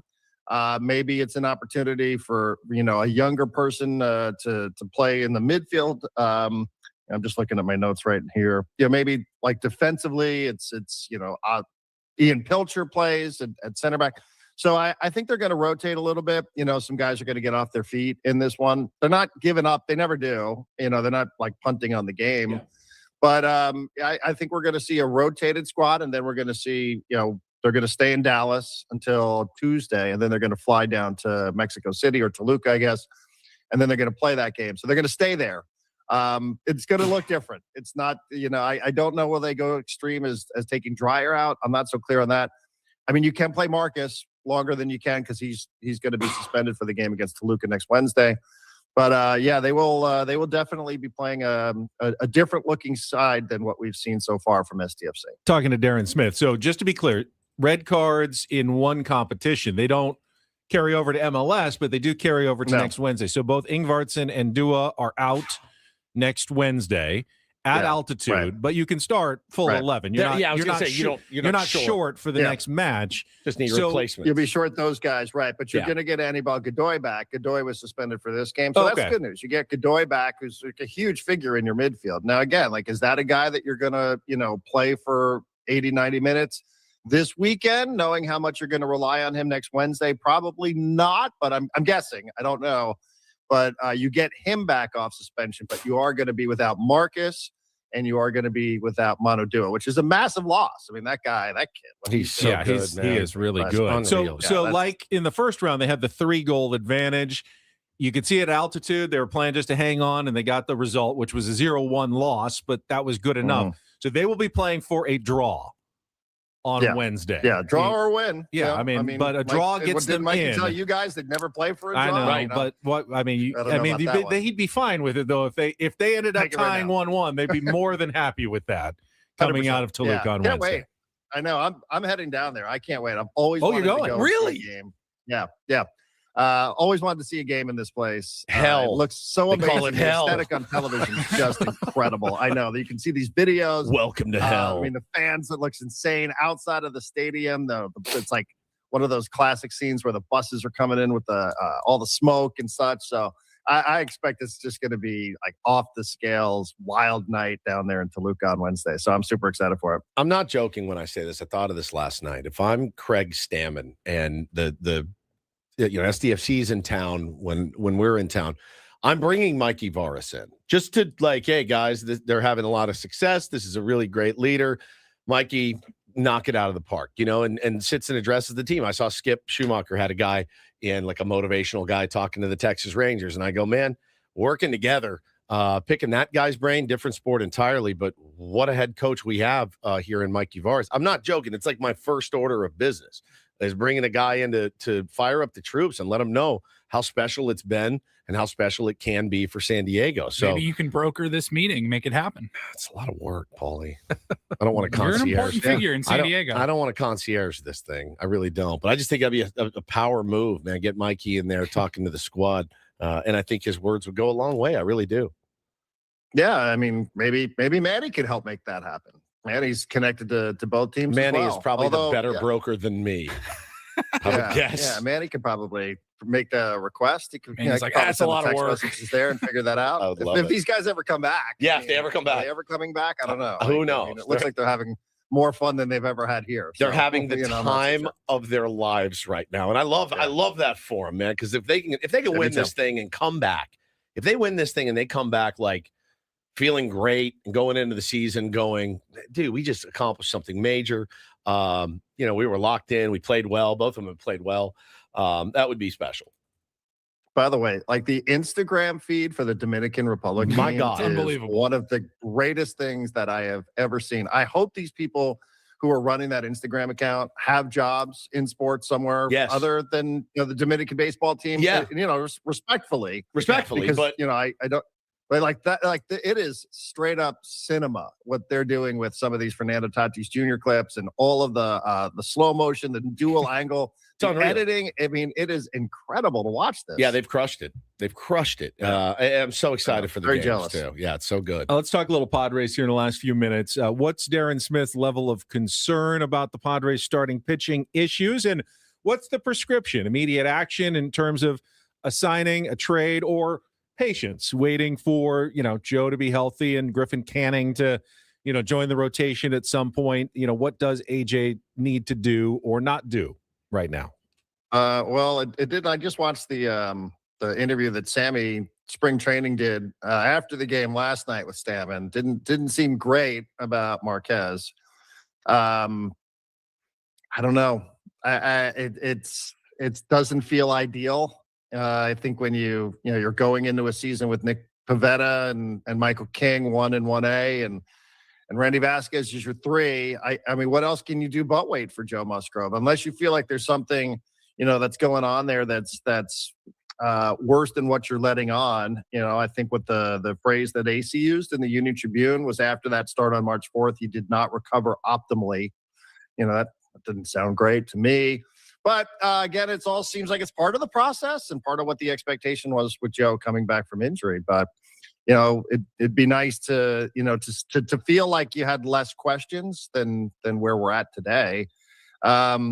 But I also get the sense from Craig Stammen, he's just like, yeah, whatever, opening day. It's like, it doesn't matter because it's opening day, but it matters because it's the start of the regular season, right? So like there are two ways of looking at that. He's not very romantic about anybody being available for opening day. Yeah. But like it does matter. Like it is the start of your regular season and the games count. And it seems like there's a lot to figure out here over the next 13 days, right? It's less than 2 weeks. Any thoughts on San Diego State's chances the next couple of days of making the NCAA tournament? Who are they playing tonight? New Mexico. Yeah, it was late. That was the late game. Yeah, So that's I the did very watch them late play game. last night against Colorado State. Yeah, they beat Although Colorado I was State. incredibly distracted. I was distracted by that court. Did you see how they were putting like the Mountain West resume on the LED board on the far side of the court at the Thomas and Mack? It was hilarious and yet pathetic.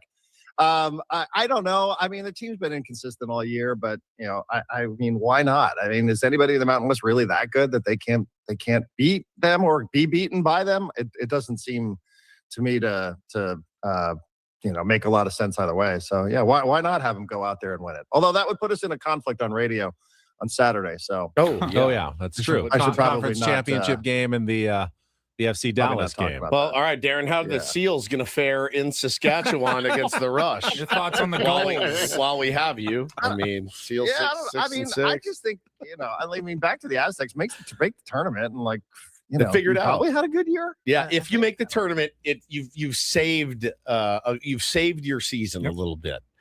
If you make Yeah, the tournament and then you win a game, you really Then you've really saved Yeah. your season. Yeah, I have my own problems. As you can see, I'm wearing a St. John shirt here today. We'd like to win an NCAA. We haven't won an NCAA tournament game in 25 years. So, I don't care about the Aztecs' problems, respectfully. I don't. I just want my team to win an NCAA tournament for the first time this century. That would be a nice thing to see before I drop dead. That is crazy. I mean, back in the day, UNLV, St. John's every year, and now they can't even. Yeah. They can't even crack the tournament most of the time. Well, I mean, we're on a good run now. Back-to-back Big East regular season champs, hopefully back-to-back Big East conference champs as well. But winning a tournament game would be really, really a good thing. It's not a lot to ask for. It used to be taken for granted for Yeah. us, which is why sometimes when I hear people moaning about San Diego State, I'm like, yeah, there's another side to this coin, that I've been living on for a really, really long time with my alma mater, and it sucks to not win any NCAA tournament games. I'm not even greedy. I don't want to even go to a Final Four. Yeah, just win there. one effing game. Win man. one game. Just one game, you'll be happy. Darren, appreciate it. I'm not asking for much. Yeah. I can't wait to hear all about the trip to Toluca next Friday when you get back. So that will be the firsthand account should be spectacular. Yeah. I don't know. How do you guys feel about the Padres? I mean, it's I don't know. Worse at today least than Matt I did. Waldman's back on the bump. Yeah, I mean, all right. I mean, bullpen, obviously. Bullpen great. Offense, fantastic. feel okay. I'm excited about the offense. Yeah, pitching is concerning. Yep. And that's the last thing you want to be concerned about is starting pitching usually. But I think I think you're in the position that probably 25 other teams are today. I really do. And contending teams. I think there's issues with the Mets pitching. I think there's issues with the Braves pitching. I think there's issues with the Phillies pitching. The Brewers just lost Quinn Priester. Right. Every team goes through it right now. I think everybody's in it right now, and it's baseball will always be and has always been a war of attrition. That's what it is. It's just attrition, and how can you deal with it? And do you have enough depth to get through it? And can guys step up when called upon? I mean, it's not rocket science. We try to make it rocket science at every chance, but can you survive the long, ridiculously arduous season and get to the postseason and dominate? That's it. That's it. Yeah, I know. It's always the easiest thing to say on March 13th, and it's so accurate. It doesn't matter what you look like today. It really does, and especially in San Diego, California, where your GM, who has been extended, will improve the team in July or now August when you need him to do so. He has never led us to believe anything differently. So don't fall in love with what you're seeing out there on opening day, because it's probably going to change. Yeah, it's just a Band-Aid to get you to the next season, the next hump. You can bring somebody else in there. That's right. 100%. I agree with you. Good stuff as always, but Darren. we have to have something to talk about. That's true. That is true. That's terrible. Have a very nice weekend and safe travels. All right. Good to see you. Thank you, buddy. Darren Smith on Be our well. SDCCU fan hotline. It's not big bank banking. It is better. Wow, he's going to Toluca. That's going to be fantastic. Can't wait to hear what he has to say next Friday. Got a lot before then, though, including when we come back, hour number 3 of Ben and Woods. We got Take on Woods, spring training Sammy. We'll see what he said to talk to Craig Stammen about after the game last night at Herman Marquez. All those updates ahead on San Diego's #1 sports station, 97.3 The Fan.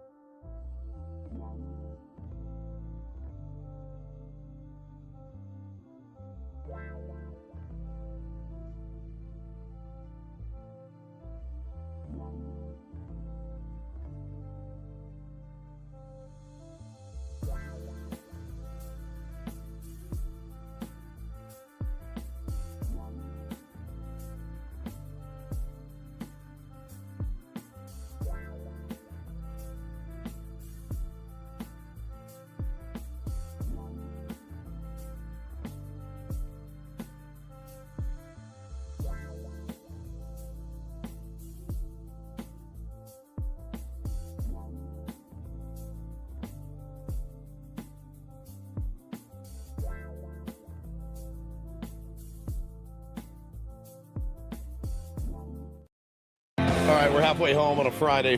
Ben and Woods, 97.3 The Fan. Thanks so much for being here. Best audience in radio. It's not even particularly close. You guys are a juggernaut, a force to be reckoned with. So thank you so much for just being here every single day. Make our lives a lot easier. That's for sure. Did you want to say something? I just wanted to say something when quickly. I see that. Sorry, because you mentioned the tier 1 audience. When I see the hand go up. I had someone who came up to me and Go ahead. I said, I listen to the show every day. I'm not a tier 1. I haven't signed up, but he said, but I listen to the show every day. You're a tier 1. You're a tier 1. Yeah, there's some sort of misconception that you need to fill out a form. No, you don't. Or go online somewhere and register. That is not true. Not going to send you a text thread or anything to join. Click here. It doesn't even matter how you listen. You can be on the YouTube stream. Yeah. You can listen on the radio. You could listen later via podcasts on Spotify or Google, whatever. Did you submit the $250 joining fee on Venmo? The entrance fee it doesn't not going to hurt if you haven't done that might be the hiccup. Sorry, that's why you're not a tier 1. That's the get to the top of the line tier ones. Yeah, it makes me sad when people think I listen all the time. I wish I was a tier 1, but I'm not. Yes, you are. Yeah, we don't have to jump you in like a gang. Like you don't have any of that stuff. No initiation. Hey, sorry, you're gonna have to go rob this baseball card shop to be an official tier 1, and just need to bring me all of it. We'll go through it together. There's no hazing. No hazing. Nothing. No. We love you guys very much, so we appreciate you. I'm Woodsy. That's Paul Reindl. He's the executive producer. Ben Higgins is your friendly neighborhood sports anchor. I've told you guys any parent out there knows your child your children can be enigmas, where on a Monday they like something, they love something, they're all about it, and then on a Tuesday they don't like that thing. Now, I'm so proud of my youngest, Taylor, who has fallen in love with the game of basketball Taylor, if you will. And I love it. He was the youngest kid on his team. He played his ass off, scored 12 points in a game. He's unbelievable. Like, for his age, at 5, playing with a bunch of 6-year-olds, he was fantastic. Played good defense, the whole thing. Paul, you came to his game. He's a beast. That day, he was 1 for 65 shooting. Shoot. I love it. Several rebounds, though. A lot of good, tough D, right? So we had sent Bo and a couple of his buddies to this basketball clinic. It's Coach Paul is his name, not this Paul, a different Paul. Coach Paul runs a basketball clinic down in Cardiff. And so Bo had gone to it, loved it, went every Saturday morning for 6 weeks. So Monday, Hannah goes, she's so excited because she says, babe, Taylor, we've got you signed up for Coach Paul's basketball clinic on Saturday. Bo went, he loved it. He goes, I'm not going to a basketball clinic. And she goes, you love basketball. He goes, I'm not going to a basketball clinic. And I go, whoa. I walk in, I go, what are you screaming about? He goes, I'm not going to a basketball clinic. Oh my God. And I go, first of all, relax. What is happening? Number 2, why not? I don't think he hears the word clinic and I'm like, it's not the doctor's office. You go shoot baskets. And I go, so Taylor, you're going to get a shot and then you'll play some basketball. You'll learn a shot. You'll learn how to have a shot. And I go, Taylor, do you like basketball? Yes. Do you want to be better at basketball? Yes. Go to the clinic. I'm not going to the basketball clinic. I go, so that was Monday. I'm not going to. So quit asking. So I go, okay. More money down the drain, right? Paid for. Sorry, you can't get out of it. So now, am I a monster? Because every day this week, I will see him randomly and be like, excited for that basketball clinic on Saturday. I'm not going. You're going. I'm not going. Don't ask me to do nothing. This is basketball clinic? Nothing. And I looked at him, I go, oh, you're going to the clinic. So we've already paid for the clinic. You're going to the clinic. One of the problems is Taylor is still at that age where they can't necessarily elucidate the reasons for something.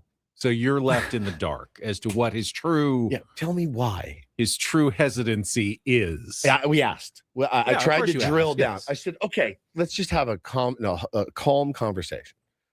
What about it don't you want? Is it because Coach Paul, you don't know him? No. You do like basketball? Yes. You want to continue to play basketball? Yes. So let's go to this clinic. I'm not going. All right. So then back off that. Okay. If you called it basketball camp, would that maybe? Camp freaks him out too. Because he's like really domed out about his first camp experience this summer coming. Basketball fun time. Basketball fun time. So now I had told his brother, I go, you have to go now. He's like, I don't want to go. And I'm like, just shut up. You're going. You're going. You're going for him. I go, I'll do the clinic with you if you want.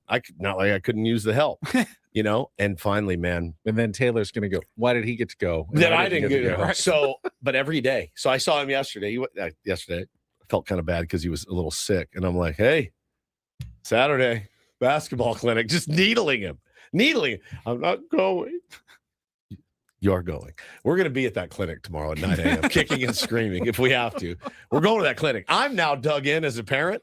Like, here's the thing. If he goes, Dad, I effing hate basketball. I hate it. I don't want you to go there. It's traumatizing me. Do you like basketball? I love basketball. Do you want to play better? Yes. Here's the answer. Here's the solution. Do you see how frustrating it is to be a parent sometimes? You're dealing with insane people. It's insane little man. It's just an insane little dude. I'm not going. You are going. And he just goes from 0 to 100. 0 to 100. 100. Bo's going to be there. Ryder's going to be there. Jackson's going to be there. We're going to have a great time. I'm not going. He'll go calm, and then he'll rage, and then he'll go calm again. So we're going to be there tomorrow. Psychopath. We're going to be at that basketball clinic at 9. And guess who's going to have the time of his life? That kid is going to have the time. It's beautiful. You see the ocean in Cardiff. It's that school right there. Of course. It's beautiful. Yeah. Cardiff Elementary. It's stunning. It's a beautiful area to go play basketball at 9 o'clock in the morning on a Saturday. And for whatever reason, this kid is making it seem like I'm like, hey, man, go pick up all the dog crap in the yard with your bare hands. And then when it's over, of course, he's going to say, Dad, I'm so sorry I overreacted. Oh, totally. To basketball clinic. I truly did enjoy myself. Thank you so much for signing me up for the basketball clinic. You never know, though. He might just be he might be dug in as the kid. You're dug in as the parent. Yeah. He may be dug in as the kid. Now, he might be a little bit young for that still, but I'm winning that battle. I'm going to tell you that right now. And let me make it painfully clear. I have had kids dragged from the parking lot to the baseball field and dropped off. And I go, they don't want to be here. Like, and not only don't they want to be here, they don't have any interest in baseball, even a little. They sit on the bench, they cry the whole game. That's probably not smart. This kid loves this game. He loves basketball. I'm looking at him going, like, you're pretty damn good for 5. You dribble well, you shoot well. Like, he loves the game. Do you ever try to deceive your children? Sometimes. Bait and switch. Like, hey, we're going to go get some ice cream. Yes. And instead, why do I have all my basketball ice cream gear? Now? It looks more like a basketball. And this is Coach clinic. Paul. He's the ice cream man. He's the ice cream man, which is very creepy. Very That's that might be the creepiest thing ever said on this radio that's show. True. Actually, here's this is Coach Paul. You we always call him kind the of ice cream man. You kind of walk in that tightrope sometimes with the misinformation that you give to your children, or like let them have that misperception. Like, okay, no, this is not going to be that bad, right? Or whatever. Well, you do it the opposite way of like, oh no, those 3 shots you have to get. Doesn't hurt. You're fine. I don't know what they're going to do at the doctor's office today, but I'm not sure. You know very well exactly what you're going for. Let's just go and then we can get ice cream after. Maybe I'll do the ice cream after clinic bit. I mean, it'll be like 10 a.m. But at this point, if he goes, I'll be elated. But the everyday screaming about this clinic it's been the funniest part of my week. I remember I was a little bit like Taylor. I was a little older than him now at that point, but when I was like 10 years old, probably, we were at an amusement park, and I had not gotten over my fear of roller coasters yet. They were scary, and still are. I love them now, but they were scary at whatever age I was. And I'm in line, and we're getting ready to go on this. It's like me, my mom, my dad, my brother, and I start to lose it. I start to panic. Yeah. And I'm like, I don't want to do this anymore. I will sit over there and watch happily while you guys all go have the best time of your lives. I don't care. I'm not doing it. And they're like, you're in line. You're going. We're the next person Oh my on the gosh. cart. You're going, and I'm in there, and I'm like now I'm crying. Yeah. And they're like, they lock you in, and and the thing goes off, and I'm screaming. I had a really fun time. You loved it. I enjoyed it. But you know what? I was so dug in that I still was like forcing tears. I was like, I didn't even have any fun. That was horrible. That wasn't fun at all. Maybe we ride it again just to see. I'll tell you again how much I hated it. Your dad internally just calling you a P word in his head. Yeah, Guaranteed. Maybe that's why my dad. Maybe that was the final straw. That was the final He's straw. like, this kid can't even handle roller coasters. Yeah. I'm out. I mean, we always say it's not your fault. That one, Like, it might have been my fault. That was your But maybe fault. it was your fault, Paulie. Yeah, it could have been your fault. There's always a chance it was your fault. Yeah. I know the therapist in us says, yeah, your childhood trauma wasn't your fault. But sometimes it really is the kid's fault. The kid is just that obnoxious. Yeah. And it's their fault. Just like, I can't do this It anymore. can't never be the kid's fault. Bo Sometimes the almost parent is Bo faultless, almost got me for the first 90 days. and the I was kid like, is the this actual sucks. problem. Yeah, 90 days in, I go, this is terrible. I've made a colossal mistake. Yeah. I haven't slept in 3 months. I do remember now. It was a little traumatizing, but my dad said, your mom and I, we love each other very much. It's just you're too difficult. You're awful. It's you. It's your fault, Paul. Yeah, you're stuffing guys' coats in toilets, Crying shoplifting, about crying about roller roller. I can't do this anymore. Yeah. Man. So yeah, well, we're going to that clinic tomorrow. He's gonna go. He's gonna have a great time. If it kills us all, he's unbelievable. Unbelievable. I started most of my camps with crying. I honestly, I never wanted to. I never really wanted to do anything. I just wanted to stay at home. It was very difficult to get to do anything like that. Wait, hang on. What camps did you go what to? camps Just were you at? anything, Sleepaway if it camp? No, I would never do Day a camp. sleepaway camp. Just even day camp. It was like, I don't want to go. I don't want to go. I don't want to go. But it was fine. Your mom dragging you because your mom needs a break. Yeah, of It's course. summertime. Yeah. She needs a break. Even though you at home, I was like Taylor. I just didn't want to do it, no matter what. it didn't matter what it was. Yes. And I was just now, nervous about the unknown. Did you have fun when you went? Of course. You did. Oh, Okay. yeah, every okay. time. Yeah. So it wasn't like you sat and suffered for No. 8 hours. Give me 5 minutes. Once you get into the rhythm of it, I was fine. I just like knowing. I just did not like the unknown. Yeah. The So, unknown's scary. but once I man. was there and could see it and picture it, I was always fine. I mean, you have to. New school, classroom, Yep. whatever, teacher, everything. First day's It was always tough. always incredibly stressful for me. The Yeah. first day of anything was Yeah. really, really hard. And then after that, absolutely fine. Like imagine your first day at a new radio station after so long, right? That would be wild. This hour on 97 through the Fan is brought to you by GL Pools, the company trusted by thousands of San Diegans to keep their pools sparkling, swim ready, and expertly maintained. Call GL Pools now, say radio for a free month of service. We'll update from Jeff Passan on the Padres sale this morning. We'll get to that coming up. People are guessing the camps that you went to. You've got golf camp, newscaster camp, culinary camp, polo camp, Fencing. bookkeeping camp, basketball clinic, knitting camp, safety patrol camp, CPA camp.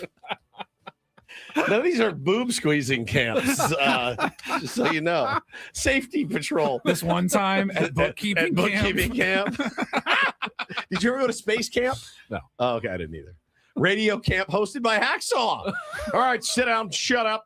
Club Pilates. Here it is. Time to do some Pilates. Pilates for the kids. I love Pilates. You love Pilates. All Pilates. All the time. When we come back, we get a game of Take on Woods, last game of the week. Chance to qualify for the Fountain Blue Las Vegas and the $150 resort credit. Call now, 833-288-0973, 833-288-0973. That is coming up next after traffic. Cole says Ben went to explaining camp. Segway camp. Debating camp. Segway camp. The master debater, this guy.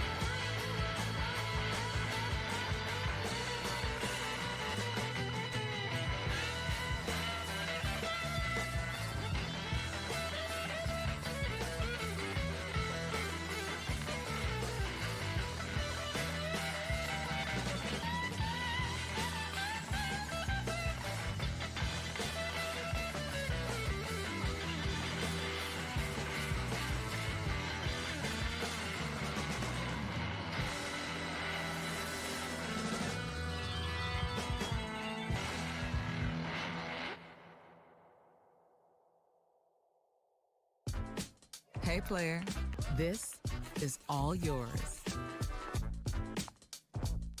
This room with this view. This speakeasy with this cocktail. Hey, could you make that too? The spa with this. Ah. And this pool on this roof. This is all for you. The all-new Hamul Casino Resort, now open.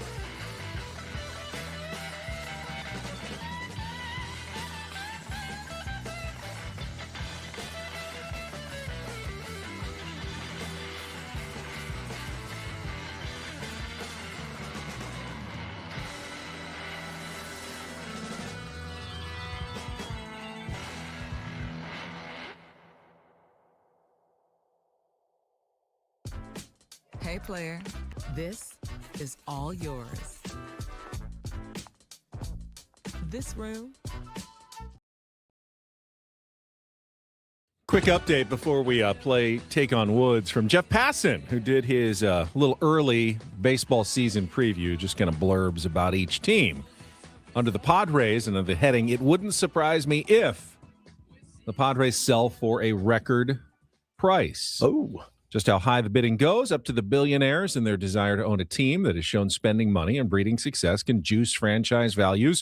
Multiple sources familiar with the sale process said they expect the Padres to fetch more than $3 billion, a significant bump from the record $2.4 billion Steve Cohen paid for the New York Mets in November 2020. Wow. Not surprising, but it still is incredible to think that the Padres are going to sell for not just a little more than the Mets did, but quite a bit more, possibly like $600 million more or larger than the New York Mets sold for this decade. Same decade, and all of a sudden the Padres. When was that? 2020. 2020. Yeah, 2020. 6 years ago. Let's get it done. I just, I don't want to classify that as good news, but I also can't see someone spending $3 billion on a team just to go cheap out. Let's just cheap out on everything else now. That makes no Stranger sense. things have happened, but Sure,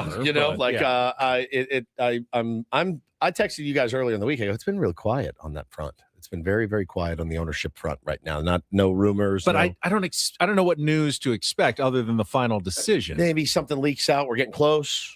Something's close. It's down to these two guys. This was on public records. This was filed. What does it mean? The guy from Viore found his group. Whatever. Yeah, I don't know if it was all this hubbub, and then I don't know if it's still like a developing story or all the bids are in, and now they simply are reviewing them all. I don't know if you can come back and go, we're going to do another round or anything. I think it's simply like they're looking at all the bids. They're probably all pretty similar. I missed my chance to get my bid in. Just take it to auction. Next Wednesday. To auction, put it on whatnot. But like how the money comes, I think is important as well. Is it all up front? Is it in real estate? There's kind of different levels of deals when you get to this kind of money.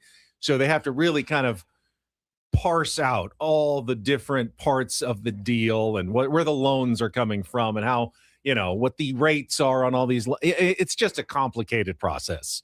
And I'm sure they probably do have an idea like this one does look like the best one. And if it all pans out, we're probably going in this direction, but it's not something they're going to tell us or the media, that this is the one we're thinking at this moment.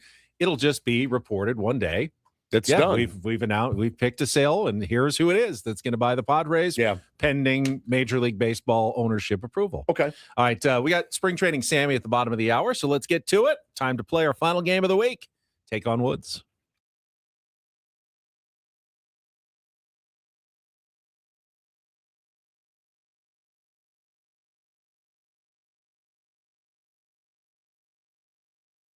Take on Woods brought to you by Bay Alarm, security and fire alarms for every business. We got you, and it looks like we got Joe. Joe, are you there?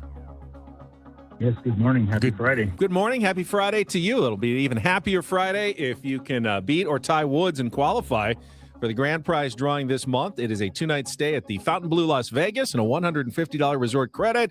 March is here. Fontainebleau is the place to catch every game. High-energy watch parties, expansive screens, great food and drinks, exclusive room rates, and the pools and day club are open. Book your stay at FontainebleauLasVegas.com. All right, it's music, movies, or TV trivia for you, Joe. Here are your choices. In music, Whistle While You Work, all 2-second songs, all featuring a whistling part of the song. Movies, Girl Power, 5 movies with the word girl in the title. And our new category today is TV, Alien Invasion. 5 TV shows about aliens living on the planet Earth. So, music, Whistle While You Work, movies, Girl Power, or TV, Alien Invasion. Joe? Let's go with movies, Girl Power. Movies, Girl Power. All right, today on Take on Woods, we are looking for 5 movies with the word girl in the title. You did not send me something for this clip. Oh, did I not send it to you? All right, I will send it to you immediately because I have it on I have the categories. Or I have the category. You didn't send me the clip. I've got it right here, so I'm going to have to stall. Joe, how's your day going? Going good. Should I email it to you, Paulie? Yes. This is awkward. New email inbox. Why can't I find the compose button? Where is it? The pressure is getting to me, Paulie. Why can't I figure out how to write a new email? I'm going to do it. Come on, let's go. Stop. You're making me nervous. You're making me nervous. You're wasting precious time. All right, hang on. All right. So this. You're wasting my time. You're wasting Joe's time. Paul, you're wasting Woodsy's time. Paul, Sam Levit's probably standing by, ready to go. Send. All right. No. Yeah. Send it without a. I don't need a title to the email. Paulie knows it's coming. He knows what it is. All right. Now it's going to make its way through the internet. All the way to your inbox. I'm sure. I haven't seen it yet, man. Well, obviously, because it's a media file, so it's going to take a moment, even though it's short. Probably going to take another 30 seconds or so before it finds its way around planet Earth and back to our Odyssey building. Yeah, you got it done. Thank you. Sorry, the clock expired. Sorry, Joe. Where were we? Okay, yes, we've got 5 questions in 60 seconds. If you can beat or tie Woods, you qualify at every movie title, and I think this is kind of a tough category today. Includes the word girl in the title. We will start with that 2-second clip I just sent Paulie. You'll hear a clip from a movie. You need to identify the movie just based on what you hear. Joe, are you ready to play? Yeah, let's go. Ben, are you ready to host? Maybe. Paulie, you are good to go? I'm good to go. All right, 60 seconds on the clock. Your time begins when Paul plays our clip. Good luck, Joe. Let's take on Woods. I have a head for business and a bod for sin. Is there anything wrong with that? The Working Girl? Correct. Based on a popular book series, which movie stars Rooney Mara as a social investigator and hacker in Sweden who becomes mixed up in a dark mystery? The Girl with the Dragon Tattoo? Correct. Macaulay Culkin and Anna Chlumsky star as 11-year-old friends in which 1991 film about young love, loss, and grief? My Girl. Correct. Ben Affleck is a husband suspected in the disappearance of his wife, in which 2014 movie based on a best-selling novel by Gillian Flynn? The Gone Girl? Correct. Considered an all-time classic, which 1940 screwball comedy stars Cary Grant as a newspaper editor and Rosalind Russell as his ex-wife and former Star reporter? His Girl Friday? Wow, Joe knows his movies. Outstanding work, Joe. 5 for 5. You have qualified for the trip to Las Vegas. So let's see if it's an outright win.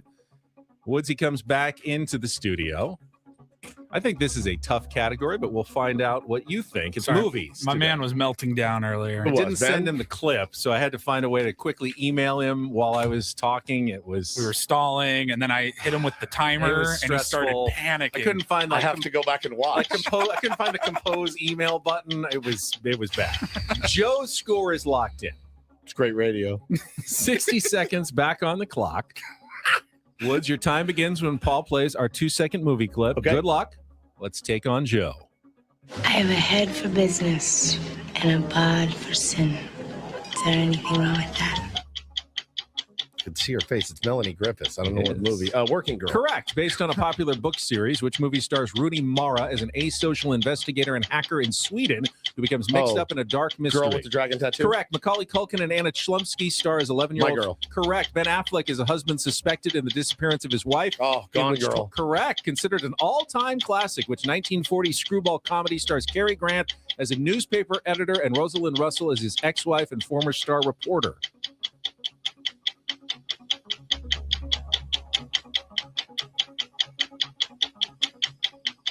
This is a good game today.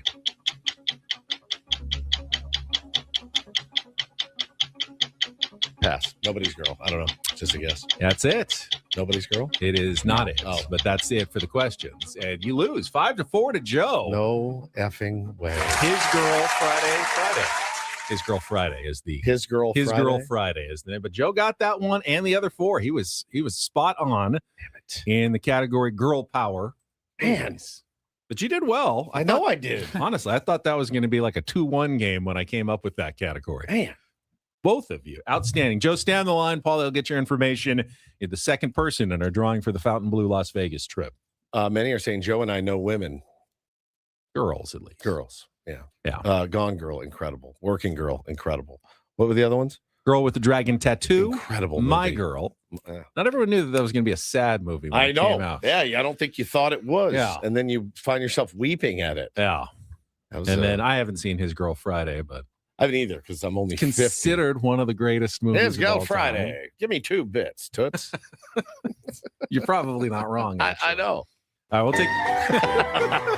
Darling, get in here. Fix me a scotch. We'll take a Come on, time out. Toots. When we come back, we will head to Peoria, Arizona to talk to our good friend Spring Training Sammy, get an update from Craig Stammen on Herman Marquez's start last night and more.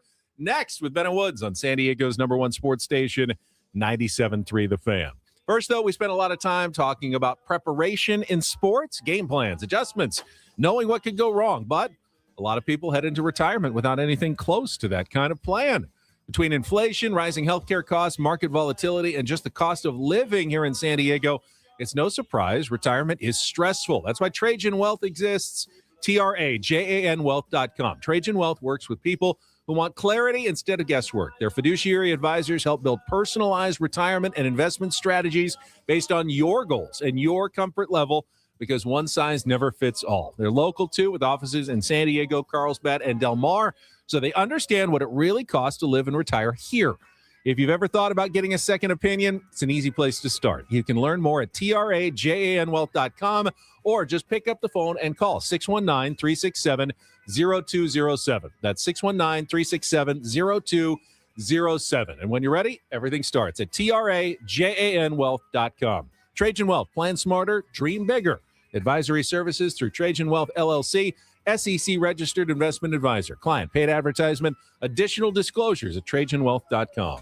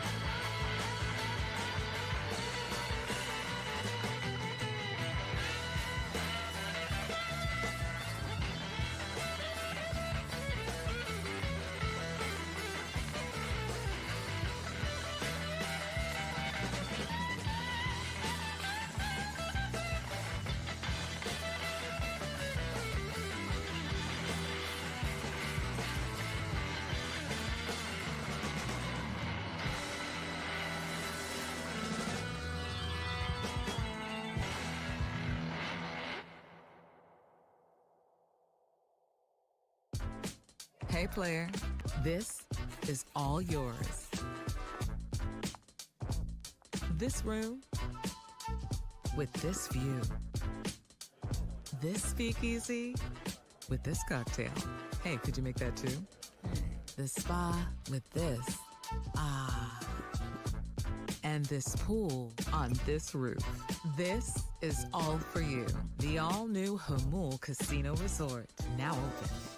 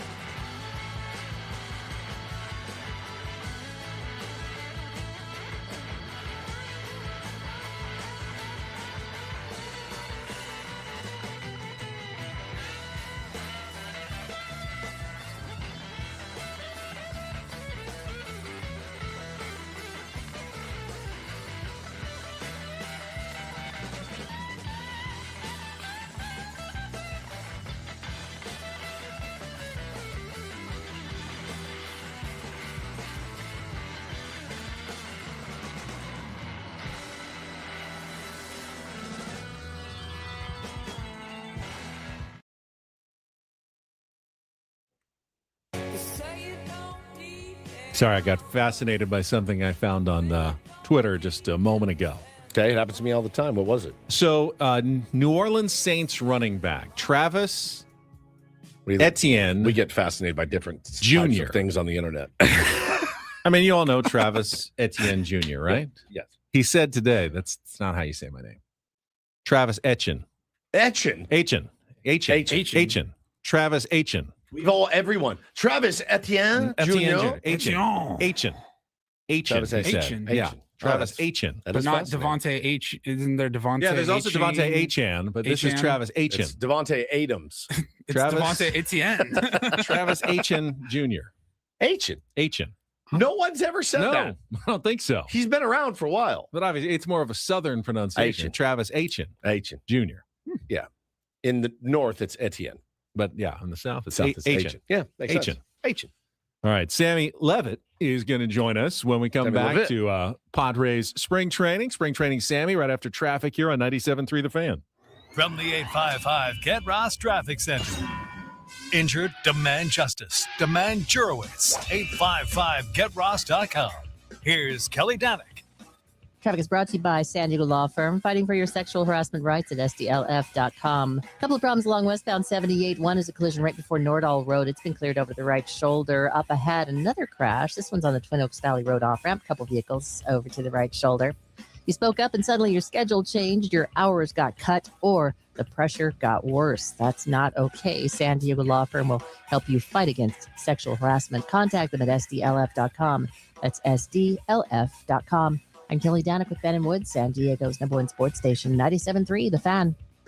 All the spring training Sammy's coverage from Peoria is presented by David P. Shapiro, criminal defense attorneys, helping good people regain control of their future when charged with a crime since 2010. Visit davidpshapirolaw.com. Sunglasses on. Sammy Levit joins us on a Friday morning here on 97.3 The Fan. Hi, Sam. Hi, guys. Good morning. Good morning to you, my friend. Panic has set in back here in San Diego, and Kevin AC is the purveyor of the panic, I think. And, everyone read his article yesterday, Sammy, like, oh, Joe's going to be down. Big start for King. Pivetta is coming back at some point. Marquez didn't pitch well. Sears was very middling. It feels just a little bit more dire, Sammy, with about 10 days to go. Well, I think with Joe in 13 particular, days. you're now getting to a point with him where he's still on this pause. And the Padres and Craig Stammen have been very clear that this is not reason for alarm. This is something that they expected they would have to do, that they may have to do at other times during the season. And they are not hyper-focused on Joe being ready for the first turn through the rotation. In fact, they are much more focused on his availability throughout the season, late in the season, in the most important parts of the season. And it sounds like something they anticipated. Now, when you're coming back from injury and you hear pause and he hasn't thrown in a little bit now, I understand why the antennas go up, but they continue to say this is a normal part of the progression and something they anticipated. And again, I just don't think they're very focused on him being ready opening day, first turn through the rotation. That is not the priority for him. But it does then start to set the table for, okay, well, if Joe's not going to be ready, then you're looking at 2 rotation spots. Of course, you have Nick Pivetta, who is scheduled to start tomorrow. He had a little pause as well. Hopefully that goes well and he comes out of it well. Michael King has stayed healthy and continues to do some good things. He'll throw today in Mesa against the A's. So hopefully that's another step in the right direction for him. But yeah, I mean, no doubt about it. When already you were looking at a rotation that you had some questions about, both with the top 3 and also obviously towards the back end as well. I don't know that it's great news that it's starting to sound like Joe may not be available at the very start of the season, but it is, as they've said, a normal part of the progression. And I think may not be the last time we see him pause at some point to make sure he's available throughout the year. Sam, we had heard a lot of encouraging things, both publicly and quietly, about German Marquez. And then last night happened, and he just didn't look sharp. You talked to him. You talked to Craig Stammen after the game. What's the story? What's the concern level there?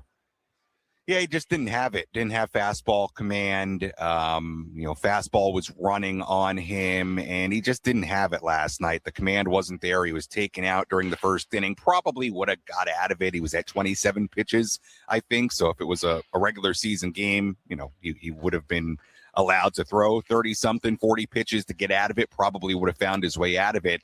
But then he came back out, and it wasn't a whole lot better as far as the command. I think there are two sides to it. Number one, yeah, you want to see him have better results and look more like a guy that's ready for a first turn through the rotation, especially considering the Joe part of this now, because I do think if there are 2 rotation spots available, first turn through, second turn through, whatever it might be, the leading candidates to me are Walker Buehler and German Marquez. So you want German to look better. At the same time, to your point, I know the Padres have been encouraged by what he's done here so far, and I don't want to make too much out of one start on March 12th. But it was not a great one and not a great lineup the Royals brought, and certainly you would like to see a little bit better from Marquez moving forward. But to his point, as he said after the game, it's a night anybody can have. And we have seen some great starting pitchers have absolute clunkers in spring training. So I wouldn't be overly concerned, but it does, I think, guys, it does magnify, especially as you hear about Joe and Pivetta getting paused, it does magnify how important a guy like that may be, especially in the early part of the season. What's the plan for today, quickly, Sammy? A's on the road. Michael King on the bump will to start today. Okay. Yep. King will throw. I'll have to pull up my little handy list here to tell you who else is going to start. Are you going? Because Mesa is a very long drive on a Friday, too. Yeah, I know. I'm debating. I need to see the lineup. Out of all the pitchers right now, to be honest with you, King, and this is no disrespect to Michael, he's probably the least interesting right now because he's healthy and as long as he throws relatively well, I don't know that there's a ton to report on, but we'll see. I don't have the list in front of me, so I'm not going to do it on my phone right now. Sweat. I do. If my memory serves me correctly, there are a couple of bigger relievers that are going to throw today as well, but I can't remember off the top of my head. But it is Michael King starting on the road in Mesa. I would imagine we won't have a great lineup as far as the major league presence today all the way on the road. But you never know. We'll see. Speaking of relievers, anything to make out of Adrian Morejon going 2 innings, even though he got a late start and you hadn't seen a lot of other relievers go 2 innings, and he did yesterday. Yeah, it was a little interesting because he also came in the middle of an inning, which is odd for spring training. It's a good point, Ben, and I should have asked Craig Stammen about it after the game, and I didn't. I'll ask him about it when we talk to him in the 9 a.m. hour. That's a good question. I noticed that too. I thought it was a little interesting. We don't normally see a guy come in the middle of an inning. It's usually a minor leaguer if that happens. Yeah, Ben, it could, if I'm taking a guess, it could have just been they want to get him an up down in spring training, which, is something certainly he could be asked to do. But that's a good question, and I will relay it to Craig Stammen in about an hour. I will let you do that, and we will let you go, and we will talk to you on Monday morning. Have a good weekend, Sam. Thanks, Sammy.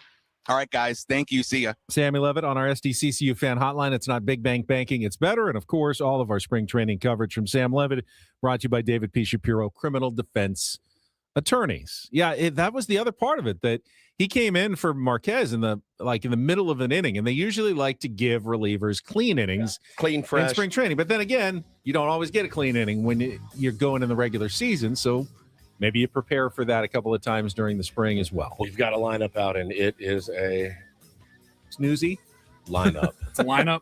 It's a snoozy. All right, we'll come back. The last Ben and Woods biggest fan announcement of the contest. The final biggest I hope fan. it's you out there. Good luck. And Paulie with some Roundel Report headlines coming up next on San Diego's #1 sports station, 97.3 The Fan.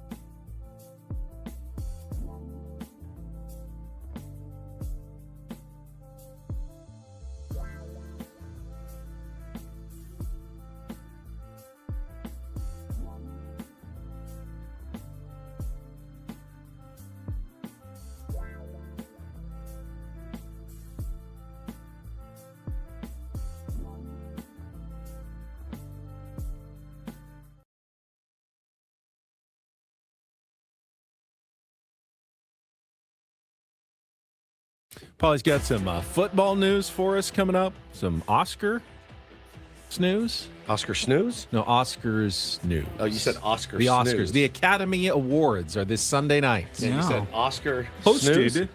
by Conan O'Brien. He'll crush it. He'll crush it. He always does. Was not a big fan of his I didn't think his late night show, but everything else he's done makes me laugh incredibly. Like, He was always my favorite. He's really excellent. I just didn't like his late night show, but I loved his comedy. I love his podcast. He's a genius. He's genius. I mean, from all his writing days before the late night stuff, like he's a comedic genius. He's very tall, right? He's very tall. Very tall. Freakishly tall. Yes. And just as funny as can be. Met him one time, didn't meet him, but ran into him, I guess, out at Comic-Con one year. I was downtown. I didn't have passes, just with a buddy. We're walking around, kind of, taking in the scenes. And there's this huge crowd kind of coming our way down Fifth Avenue. And Conan O'Brien is standing head and shoulders above everybody else. I'm like, oh, it's Conan O'Brien. And he ended up walking like right past us. Like, that's kind of cool. I didn't love the way his late night show announcer introduced him. It was very memorable. Conan O'Brien. I don't remember the way he always did that. You remember that? Vaguely. I didn't like, never stood out to me. It stood out to me every single time. And I thought it was very odd the way they said his name. He's a talented guy, much like our Paul Reindl, who has a Reindl report. After I give our final name. I mean, I'm almost sad. It's been 17 years. It feels like it. It's been 84 years. This is the 4,000th name. We've been reading so many names, but not everybody called back. So there is a limited How did you field. have that drop there ready right then? I'm really good at what I do. It's been 84 years. It's been 84 years. But it's finally over today. The biggest fan contest wraps up with our final names and our final chance to qualify. If it is your name, you will have 10 minutes to call us back at 833-288-0973 and qualify for the grand prize drawing. Yes, it's happening. The night in our Odyssey suite. 20 tickets, you and your friends, all the fan staff, catered by Spiro's Mediterranean Cuisine for a Padres game this coming season. And our last biggest fan, Pat Ramos from Chula Vista. There it is. Pat Ramos from Chula Vista. You are our final biggest fan. That's just for us. Two more today. Two more today. Yeah. 1 o'clock and 5:30. Yep. We didn't. Actually, no, wait. No, I don't think there will be a Second evening one because we've got I don't think UCSB women's basketball this afternoon here on 97.3 The Fan from the conference tournament, Big West tournament in Las Vegas. So just Good and Chris, nice long weekend for them, huh? Correct. Oh, that's cool. Well, I mean, nice they got you. Tony will probably be doing the game out in Mesa, Arizona today. That's good. Get your day off, dude. Won't hurt you.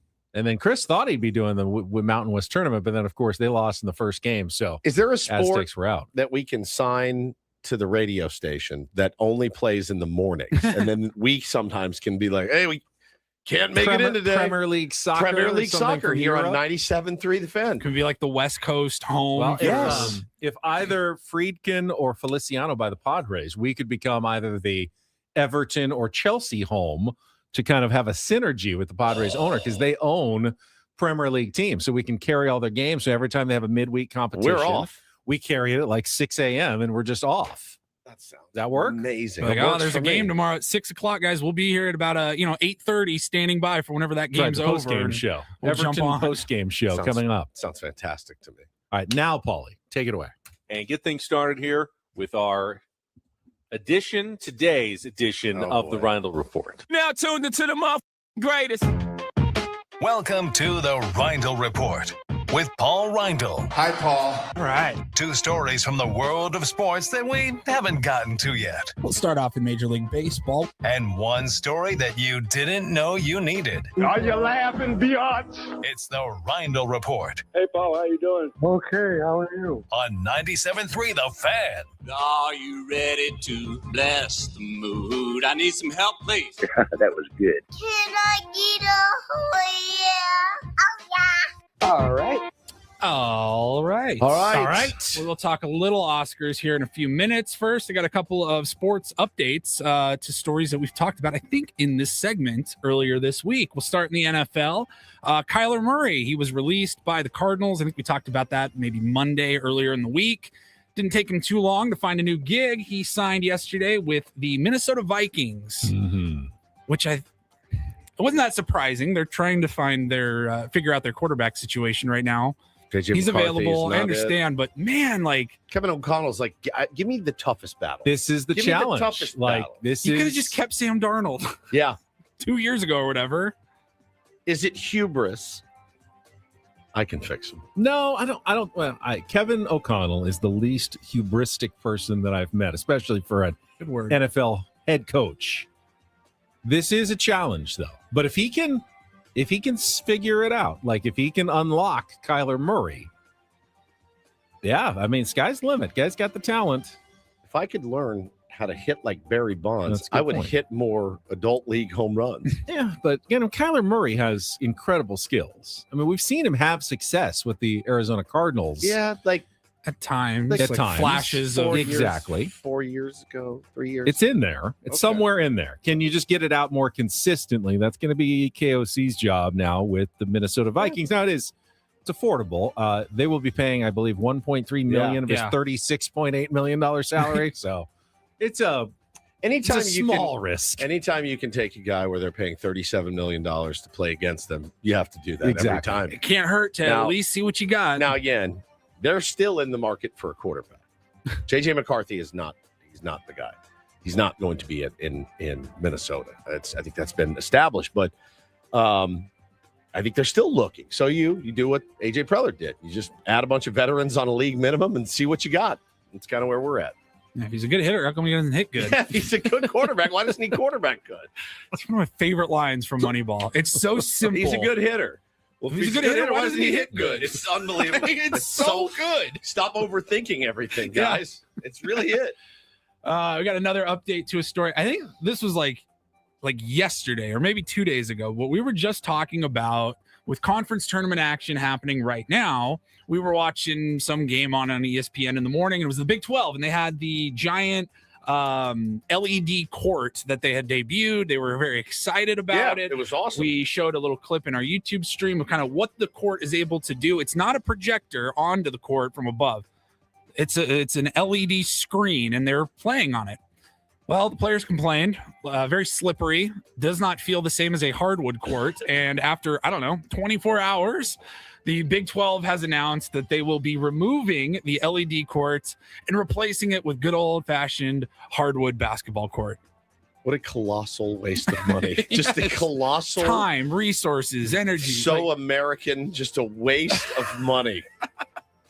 I will take a different tack and say credit to someone who put themselves on the line and went to bat for that court, going, this is going to be so cool, guys. We're going to have the first LED court in a college basketball game ever. And not then digging their heels in and going, no, we have to finish out this thing that we started. Someone's wearing it right now going, fine, go back to the hardwood. Yeah. Right. Yeah. No, someone's wearing it, but it's the right decision, I think. It's the T-Mobile Center in Las Vegas. I thought it was so expensive. Oh, yeah. Yeah. And so they had to, overnight, I guess, have everybody in there, taking them out. I don't know how they do a LED screen like that. But, and then, plank by plank or whatever. Do the LED do something around the arena, above the crowd? All arenas have those already. I know. They wanted to be different. They wanted to be different. Yeah.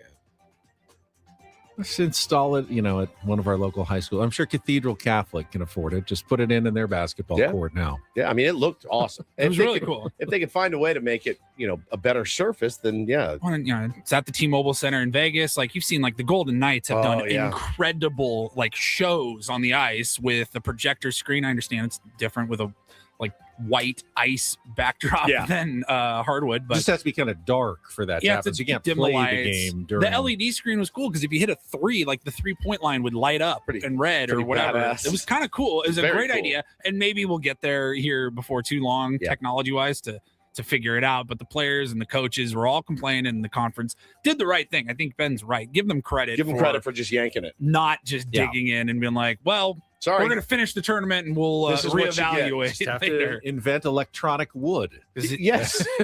One kid slips and gets hurt, and that would have been a problem. All right, we'll wrap it up. Like we said, we got the Oscars coming up this weekend. I think we talked about some of the big nominations when they came out a couple of weeks ago, but Have you guys ever heard of the Oscar gift bags? Famous Oscars gift I think bags. they call what they call the Everybody Wins or the Everyone Wins bag or something, but it's not for They're everyone. similar to like the ones we give out to the tier ones at our Christmas and holiday extravaganza. Similar but different. A little bit different. Yeah.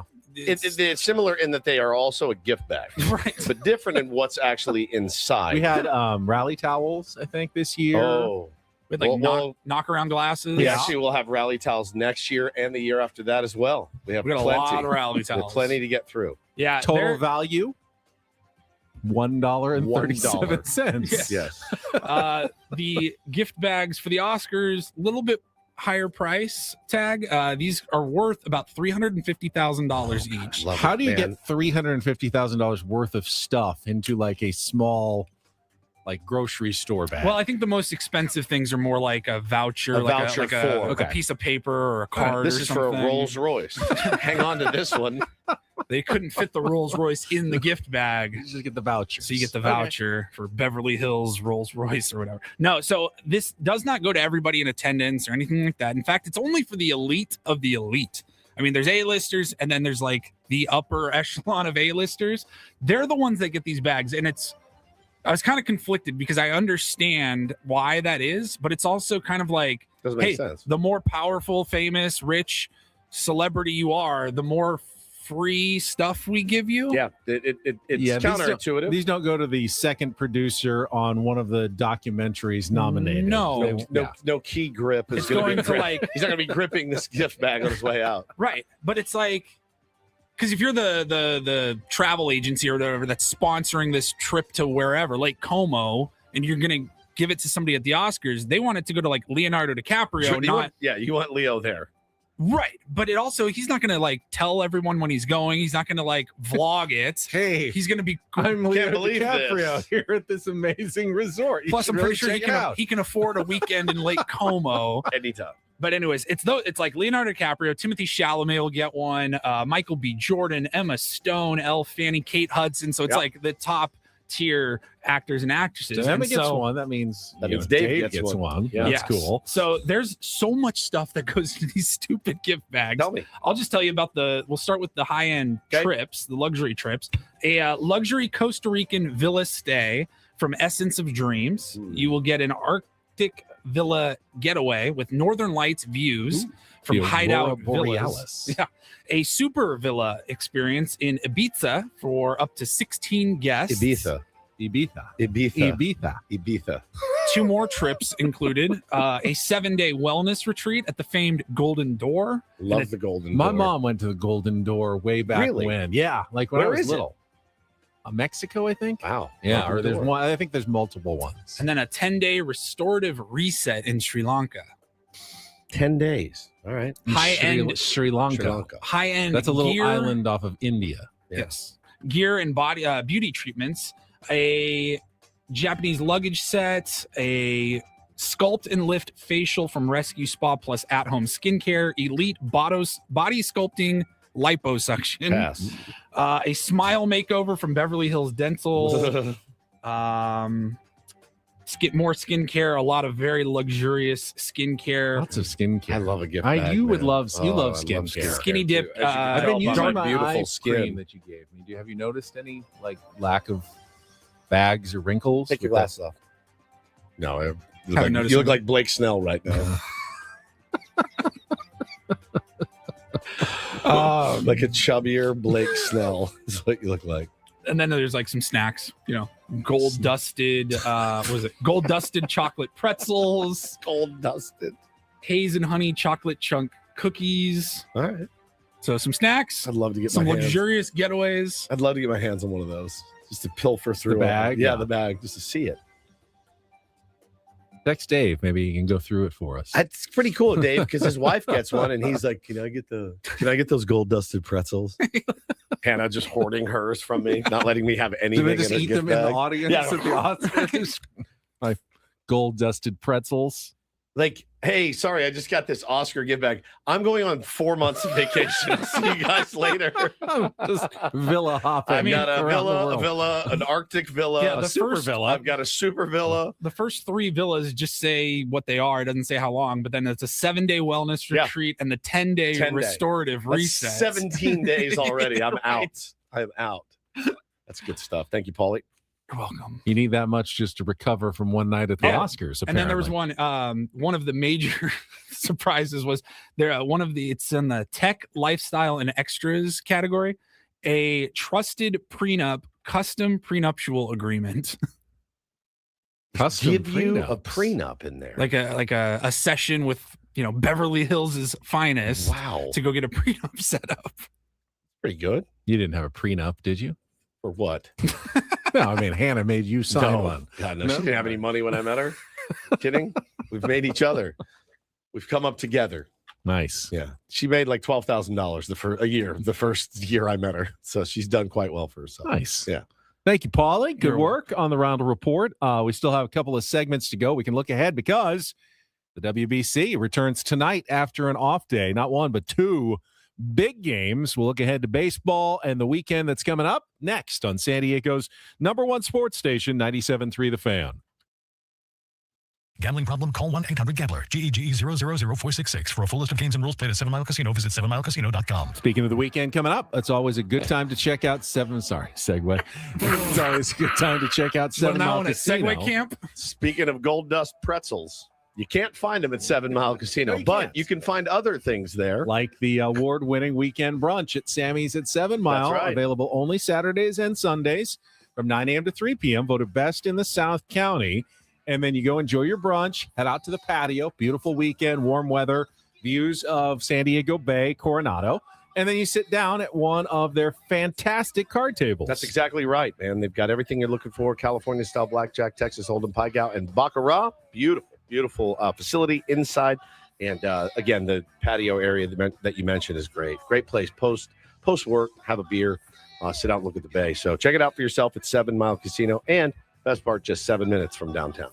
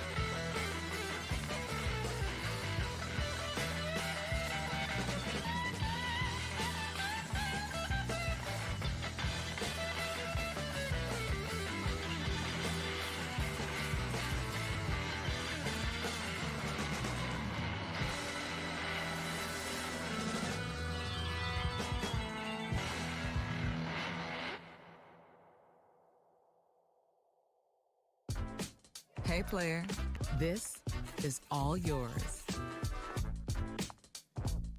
This room with this view. This speakeasy with this cocktail. Hey, could you make that too? The spa with this. Ah. And this pool on this roof. This is all for you. The all-new Hamul Casino Resort, now open.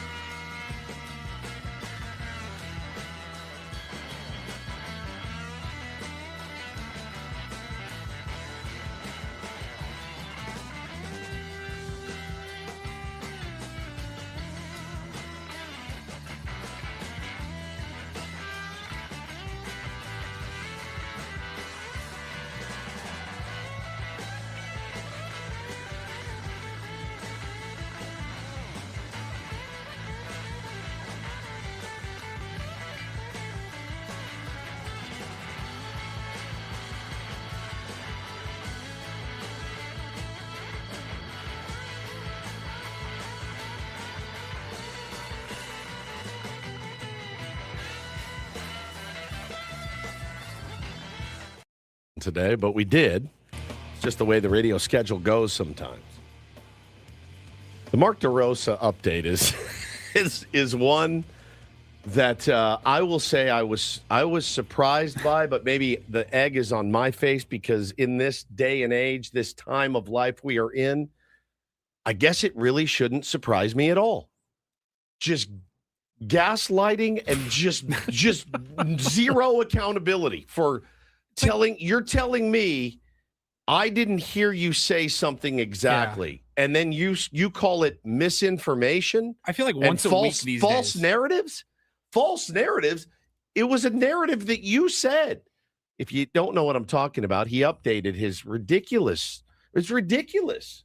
We all heard the audio of him saying, hey, we've already punched our ticket. We've already punched our ticket means we're on to the next round. And now he was trying to clarify. I mean, he said before, like, I misspoke in the moment. In the moment, I misspoke. But now he is doubling down on the fact that we are the ones who got it all wrong. Yeah, it was our Mark fault. DeRosa. Is there anything that you want to clarify about the timeline of when all the tiebreakers became clear to you? Yeah, it's just an overly confident statement on hot stove. Period. The end. And it's my fault. So he says felt it's good my about fault. where we were after Mexico. Listen, us hanging out in the clubhouse is everything I ever dreamed of creating. You got to buy into this thing super quick and try and create a team. And for those players to invite the coaches in and for us to spend time together and enjoy a huge win that we hadn't had in 20 years was something that go out and play well against Italy. They played a hell of a game. They smacked us in the mouth early. They got up big. We went into that game prepared to win it.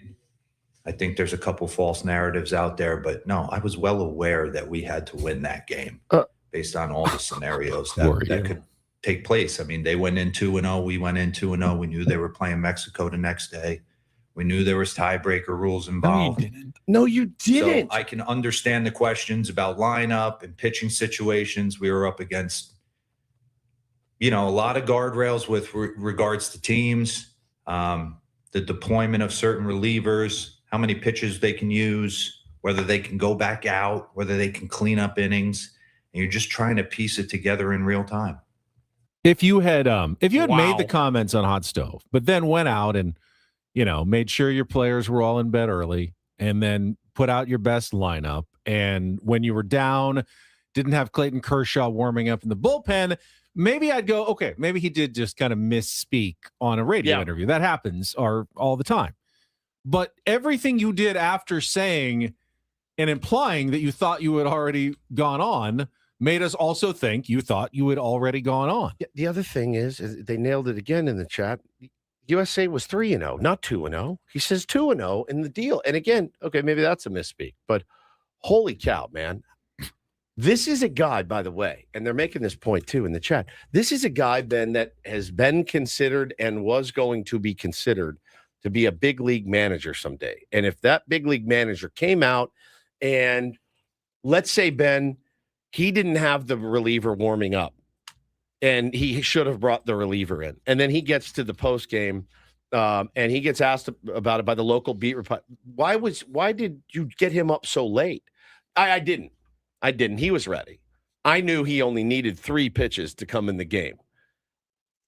It's not going to fly with a big league team. It's not. You have to be prepared. You have to be buttoned up. Managers are going to make mistakes. They're going to make tactical mistakes. They're going to make lineup mistakes. They're going to do something wrong. It happens. But then to come back out after you've been caught and you just said, no, that's not what you heard. I said a confident statement. That's all that was. This is a false narrative. It's not that hard to say I screwed up. And he mentioned the guardrails, which is clearly, pitch limits and, got teams that have told you don't use this guy here, there, whatever. And I'm sure he's dealing with that. Yeah. But when you know that that's the case, then you would want to be extra careful with your comments to the media, to, even on friends on a podcast show. Sure. You're going to want to be extra confident sending the right message, not reinforcing the wrong message. That is such a self-inflicted wound by Mark DeRosa that did not need to happen. And that's all on him too. It just is. And it just is like, man, you just can't admit, what are you, my 7-year-old? You just can't admit, is he 8? 8 years old. You have an 8-year-old son. I have an 8-year-old son, not a 7-year-old son. Are you my 8-year-old son? That just can't be like, I did it. Yes, I punched my brother in the face. Stupid of me, guys. I'm sorry. He hits me with there's a lot of false narratives going around that I beat the crap out of my brother this morning. Well, you're on video, but we have a ring camera. It would see. I can see you beating him up. Again, a lot of false narratives. I tripped and went punched. Do you him in know the how face. long I've waited for a culture where I could walk into my brother's room and beat the crap out of him? That's exactly right. This is all I wanted. This is all I wanted. This is someone who also blames Jay Cronenworth for spilling his cereal. Yeah, that's true. That's true. In his defense, he was like 1 when that happened. But it's pretty remarkable, though. Not that there was much of a shine on Mark DeRosa necessarily heading into you're right. There was some. He's been rumored over the years, but he's done this a couple of times now, or at least back in 2023. But boy, he is going to come away from this. I mean, almost regardless of what happens. Well, if they win it all, does it all go away? But you're going to remember, be like, dude, he came out of this looking terribly. Foolish, how does that even happen? That should never happen for a manager. He really had, and I said it earlier in the week. I think he's doing a good. This is before all that. I think he's doing a good job with what he's got, and guys are splitting, and guys are leaving, and guys are coming back, and guys got their managers calling, letting him know what he needs to do. He's got a bunch of big personalities on the team. Whatever. He's doing a fine job. Then the next day happened where he spoke and misspoke again. And now he's telling you, you didn't hear what I said. It's a false narrative that I thought we already had clinched. But buddy, you said it. We didn't think it. You're the one that said we punched our ticket. So today's 2 games are Dominican Republic against Korea, 3:30 on FS2, and then at 5:00 on Fox is the U.S. against Canada. I'm gonna miss every inning. This is a single elimination tournament now.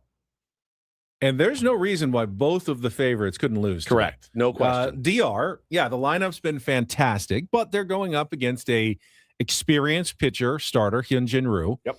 Christopher Sanchez was probably their weakest pitcher in the first round. He did not look quite as sharp as Christopher Sanchez did last year. He'll be starting. Korea's got some good players. I mean, they're dangerous. I think Dominican Republic should win this game. I think the DR should tee off on Hyun-Jin Ryu, Probably. which means he'll go 6 scoreless. And then the matchup against Canada for Team USA, Logan Webb against Michael Soroka. It's a legit pitching matchup. Canada's got really good pitching in the first round. Now, they haven't faced the Uber lineups yet. I don't think they've given up a home run in the entire tournament. That's I think good. I heard. Yeah, so they've kept the ball in the yard. So we'll see. I mean, U.S. could lose this game and not even make it to the semifinals if they don't take Canada seriously. Does their manager know that if they lose tonight, it's over? I think that he probably does know that. Okay. All right. And then the winners of those 2 games will meet on Sunday in the first semifinal. It's just priceless. I'm so tired of being told I didn't hear what was actually said. Like you said it. You said it. You did it. These were all your actions. If you screwed up, just say, I'll wear this one. I'll throw something on. Who was he on? High Heat? Yeah. I'll throw something on those guys. They should have said something in the moment. You haven't punched yet. You haven't officially punched your ticket. Like, you could still end up in a 3-way tie and lose out on the tiebreakers. You know what? I'm not going to pat myself on the back too hard. I would have said something. If we were interviewing Mark DeRosa and he said, we've already punched our ticket, I would have immediately gone back. I would have too. Wait. You haven't really punched your ticket. You want to clarify that because you have not officially qualified for the in fact elimination round. That was the weirdest part of it all to me, was that this happened at 11 a.m. or whatever, that he's on this podcast. And, I assume they had at least a few people viewing it, and nobody, the clips didn't circulate until the 5th or 6th inning. Yeah. It was very odd. Like man. 8 hours later. Maybe they all thought it. Look, I'm not going to sit here and say it's not confusing, and it wasn't I confusing. certainly would have questioned myself in the moment. Like, is there something I'm missing? Like, you're 3-0, but there's another 3-0 team and a 2-1 team that you could all finish 3-1. And I know there are tiebreakers. You can't possibly have clinched them all until all the games are played. That's not how tiebreakers work. I would have said your ticket's not punched, dude. Okay. Man. He's just shooting himself in the foot every day with something. Yeah. So it's like every day he's got to win it now. He's got to win it now. I'm at the point where I'm like, am I taking crazy pills? Yes. Every day. Am I insane here? Every day of my life, Paulie, I'm like, am I insane? I mean, yeah, a little bit, but I know what you said. I saw it. There's evidence of it. There's no false narratives being created. By the way, there were no false narratives. None. He wasn't ambushed in that interview. He also said, I think another false narrative he was referring to was the fact that, the guys were hanging out and talking in the locker room till late. Buddy, you're the one on the next day. He goes, we got some guys banged up in there. We blew said it out last night. You said it. You said your guys are banged up because the next logical thing to assume is that they were in their shotgun and Budweisers telling old war stories, having a ball because they thought they'd clinch because their manager said they clinched.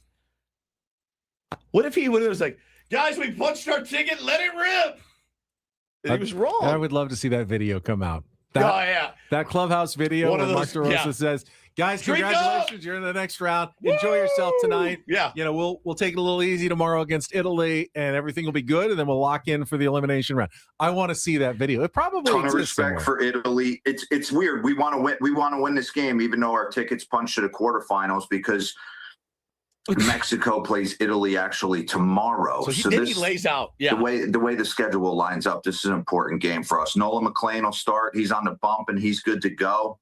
He's an absolute beast. He was trying to get people to get interested in the game because that you this thought game it was is meaningless. so unimportant. Yes. He was trying to talk us into thinking the game was interesting at that point. He's like, well, it's still an important game. We got Nolan McLean starting. We got to get some guys off their feet. Watch, even though we're not taking it seriously. Please watch. We still want you to watch the game. I mean, it's kind of important. Absolutely. I'm going to look at it. I'm going to get some guys off their feet. No question about it. I'd like to get Goldie a start. And, he has been awesome. Just a leader of men behind the scenes with Aaron Judge. I'd like to get him in there. I'd like to get Gunnar in there again. I'd like to get my bench players in because we haven't clinched yet, and we could still not make it through the next round. And my regulars are absolutely S-faced right now, so I couldn't even play them if I wanted to. That's how hungover they are. We got after it last night. Yes, we misunderstood you. We have pushed false narratives on you. Old media got us again, didn't they? It's the old media spinning the tails. Give me an effing break. We got to take one. I like him too. This sucks. Like, I like that dude. This is terrible. Dude, it's like another WBC storyline. Similar.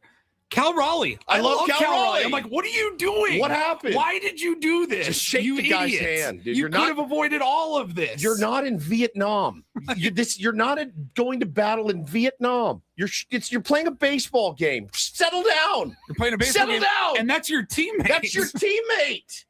You're not marching into Penang with your brothers. I don't even know if that's a real place. I just made that up off the top of my head. That's by the a kind of curry you order at a Thai restaurant. It sounded right. It sounded right. I thought there was a But you also should have dapped him up then. Danang. That's what I was thinking of. Damn it. Jokes are funnier when they're accurate. Even if you were ordering Thai food, you should still dap up your teammate if he's right there. Yes. What is happening? Just say hello. Battle of the Bulge. Sorry, I can't shake your hand. We're literally fighting you guys. I like Team a good USA, musamman curry. Those are tasty too. Such a hardo move. All right, we'll take a quick timeout. Broadcasting live from the Bill House Studios. We know how. Look ahead. Padres weekend, SDFC weekend, Aztecs weekend. Big weekend in sports coming up next on 97.3 The Fan.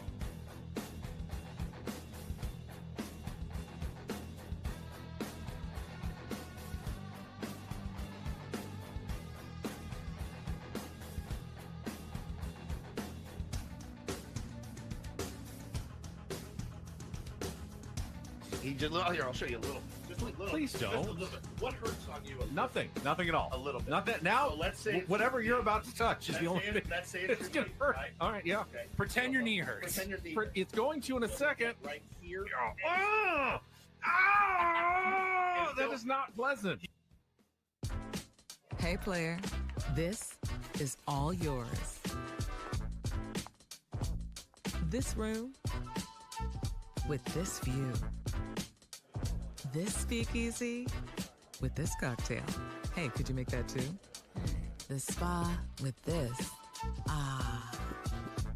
And this pool on this roof. This is all for you.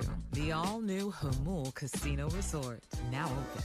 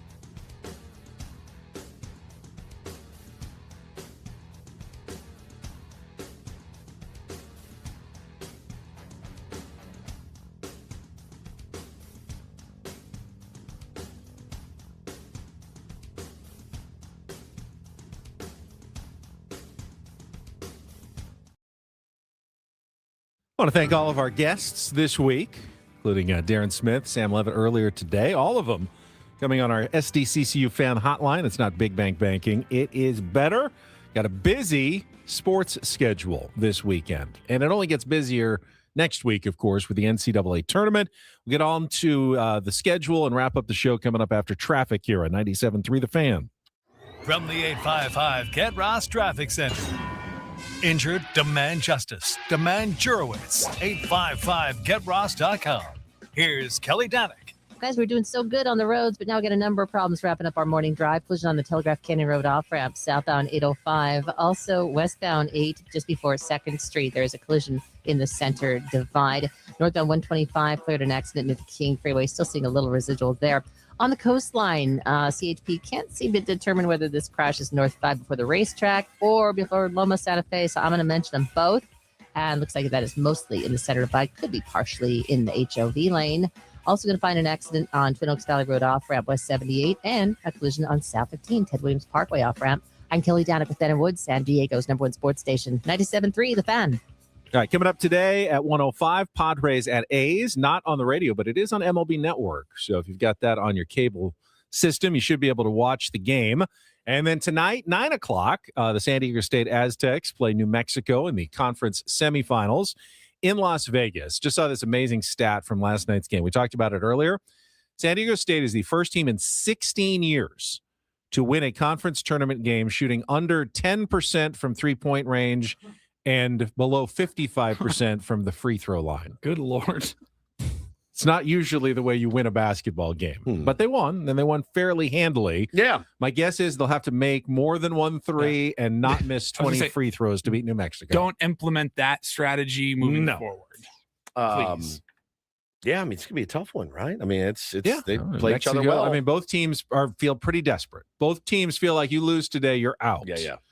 So Should- this that- is, that but it leads- makes for good that makes for basketball. Makes for good- plenty of theater. It's like a playing game, kind of, because Yeah. like definitely going to be on the right track. You're definitely out if you lose. right. Yeah, Definitely. exactly. Like no You question still about probably need some help, but you put yourself in the driver's seat. You have a chance for an automatic bid the next night. Kind of makes it worth staying up. I mean, it's not, staying up till 9 is going to be rough, but it's a Friday night. And of course, New Mexico has a lot of San Diego connections, including Eric Olin, who took UCSD to the NCAA tournament last year before being hired. Now he's trying to do the same here in his first year with New Mexico. They got players like Luke Haupt from Saints, who had a really good game against San Diego State last night, hit the game-winning 3 late when it was up for grabs at the pit. So that's today. Then the Padres play actually 2 games tomorrow. They got the split squad, both a home game against the Guardians and a road game against someone else. So you got 2 different lineups to look for tomorrow afternoon. And then if the Aztecs win, they'll play in the Mountain West Championship game tomorrow afternoon. So that's the really quick 3 o'clock turnaround. Yeah, I think it's 3 o'clock on Saturday is the Mountain West title game. So and that game's is gonna go on till about- that's on big CBS. So Yeah, so you're going to play 9 to about 11:30 tonight. yeah. Go to bed, wake up, and then 3 o'clock Back tomorrow. to the gym, homie. Boom. Quick brunch, and then right back to the arena for another game against the winner of Utah State is playing Nevada, because Nevada beat Grand Canyon. So you've beaten every team left in the tournament at least once, and you beat Nevada twice. You split with Utah State, you split with New Mexico, you beat Nevada twice. So there's no reason San Diego State can't go to the NCAA tournament at this point. Got to win. And then we got the Starts WBC today and tomorrow and Sunday. Got You got the SDFC. SDFC tomorrow at 5:30, I believe, in FC Dallas. You got the Wave open their season tomorrow at 5:45 at Snapdragon Stadium. Got the Players Championship golf tournament this weekend. The so-called 5th major, and then Selection Sunday on Sunday when the field comes out and you start filling out your bracket for all your bracket competition. So busy weekend. A veritable smorgasbord. Sports orgy. All right, we got a couple minutes left. You Time are for happy, aren't you? a topic wheel Big spin. weekend for you. It is a big weekend. Yeah, big weekend. This is a good time of the Oh. year. This is a good time of the year.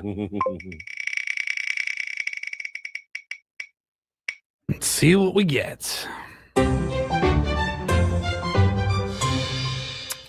What is, I feel like we've done this before. What is your most irrational fear? Oh, yeah. Irrational, though. Irrational. Like, not your biggest, heights, flying, stuff like that. Like, that maybe is irrational if you think about, like, how often it happens. Something bad happens, but everyone feels that at some point. Irrational fears. I oftentimes think bugs are crawling on me. Like anytime I have an itch, like I think, is there an ant or something crawling on me? Bed bugs or lice like or something. Itchy, and all of a sudden it's like, ooh, is there a bug? Is there a bug? That's not. I'm terrified of bees, or at least I used to be. That's not irrational, though. I guess I'm not allergic to bees. Bugs could fly on you or crawl. They could. Yeah, they're still not gonna hurt me. Really, in any way. If they did, you just brush them off and move on with your life. Yeah, you just go to CVS. You buy this kit. It's called Rid, and it's got a very fine tooth comb. You apply to the area, and then you just brush through. It is a problem with school-aged children. Lice can be a problem. I was talking about crabs, but yes, not lice. Right. Irrational. I don't know if it's irrational. I don't like the idea of the open water, like being out on a cruise ship. That's rational. Being stuck on the ocean. Oh, on this giant boat in the middle of nowhere. It's very rational. I was thinking of going to prison for a crime I didn't commit, but that's not super. Is that irrational? It's pretty irrational. Is it okay? I Then think that will be it's mine. Incredibly unlikely. Going to prison. Every time we drive to Arizona and we pass those prisons, Paulie and I finally saw the dudes outside in their jumpies, man, the orange jumpies, and the gate was open and they were out playing hoops and lifting weights. We never see them, never, and we both were like on the 85 as you jump up from Gila Bend to the 10. And it panics me. It makes me so panic, and I'm like, what if somebody framed me for a crime I didn't commit and I got convicted, like The Fugitive, and then I'm in there with them, and you guys are driving out to spring training with your new co-host, and you're like, oh my God, Woodsy's in there. He didn't hurt anybody. I sometimes think about what I would do in the fugitive situation. In his situation? Yeah, because remember when he calls his lawyer and his lawyer advises him, turn yourself in, you just look more guilty. Yeah. And I probably then just turn myself in because I don't want to look more guilty. You're never getting off that bus if you're Exactly. him. You die in the Guys, train everyone wreck. stay on the bus. Guys, no. What are you doing? We're supposed to stay on the We're bus, supposed to stay on the bus. You're never running through the woods. You're never stealing that ambulance. You're never breaking into a hospital. Never. You're not able to give yourself a shot. Like, there's no way. You're dead. You're dead. You're a dead man. 5 minutes into the fugitive, movie ends. That's it. Worst movie ever. Yeah, the worst movie ever. Every day when I look in the mirror, except for the beer. Except for the beer, of course. Oh, I love it. I love it. Yeah, if I'm in prison, would you guys stop and come to visitation? Ooh. You're on the way. Visit you. Yeah. You're on the way. How convinced am I that you're innocent and versus actually guilty? You're very convinced. I think you're innocent, I'm definitely coming to visit you. What about if I was guilty? You I don't know if I visit me? would anymore. What if the crime was like Grand Theft Auto, and I was Why did guilty? you steal a car? I don't know. I was bored, but I stole a car. I didn't hurt anyone. Right. then maybe I I'll stole a come visit car. you. Yeah. You still wouldn't, even if I was. So you're telling me if I was guilty of a crime, you're turning your back on me? Hurt someone, then I might turn my back on you. Yes. Wow. What if it was justified? What if I was in a bar fight? What if you beat up a listener? Right. Again. No. No. No, I never actually got that chance. You tried. I did. Would even if I hurt someone, in self-defense and I got convicted, I would hope that. So if I'm convicted, I'll never see you are again. In there for like 3 months. I'll see you when you get out. Really? Damn. Like if you're there for 10 God. years, though, I'll come by once a year and say hi. Yeah, put some money on my books. Yeah. Yeah, totally. Some of that Morrisey money, maybe. Bring you some cigarettes to trade, Tell you what, if I do go to prison, I'm starting to smoke again if they let me. Just so you know. The first thing I'm doing when I get in there. Yeah. Who's got the 6? Don't use your phone call on Ben. Right. Ooh, yep. Can Hello? you smoke inside in a California prison? Not- You have to go not outside anymore. just No, like everywhere there's no else, too? smoking anymore. They've At taken all? it away. There's no smoking at all. None. What do they use as currency now? I don't know. I don't want to know. Have an idea. Can you imagine, like, Ben, I need your help. I need bail. And he's just, Okay. Sure. All right. Okay. Please, Thanks. are you Okay. coming All or right. not? Okay. I need to All right. know. Are Okay. you coming? All right. Thanks. Okay. All right. Brandon Okay. Brandon coming up Okay. next. Thank you, All Tier right. One's Okay. great All wig right. for Paulie Okay. Ryan Okay. for Stephen All right. Woods. Okay. I'm Ben Okay. Higgins. Okay. All right. Enjoy the rest of your Okay. Friday Okay. from All all right. of us here at Thanks. 97.3 The Fan. So long.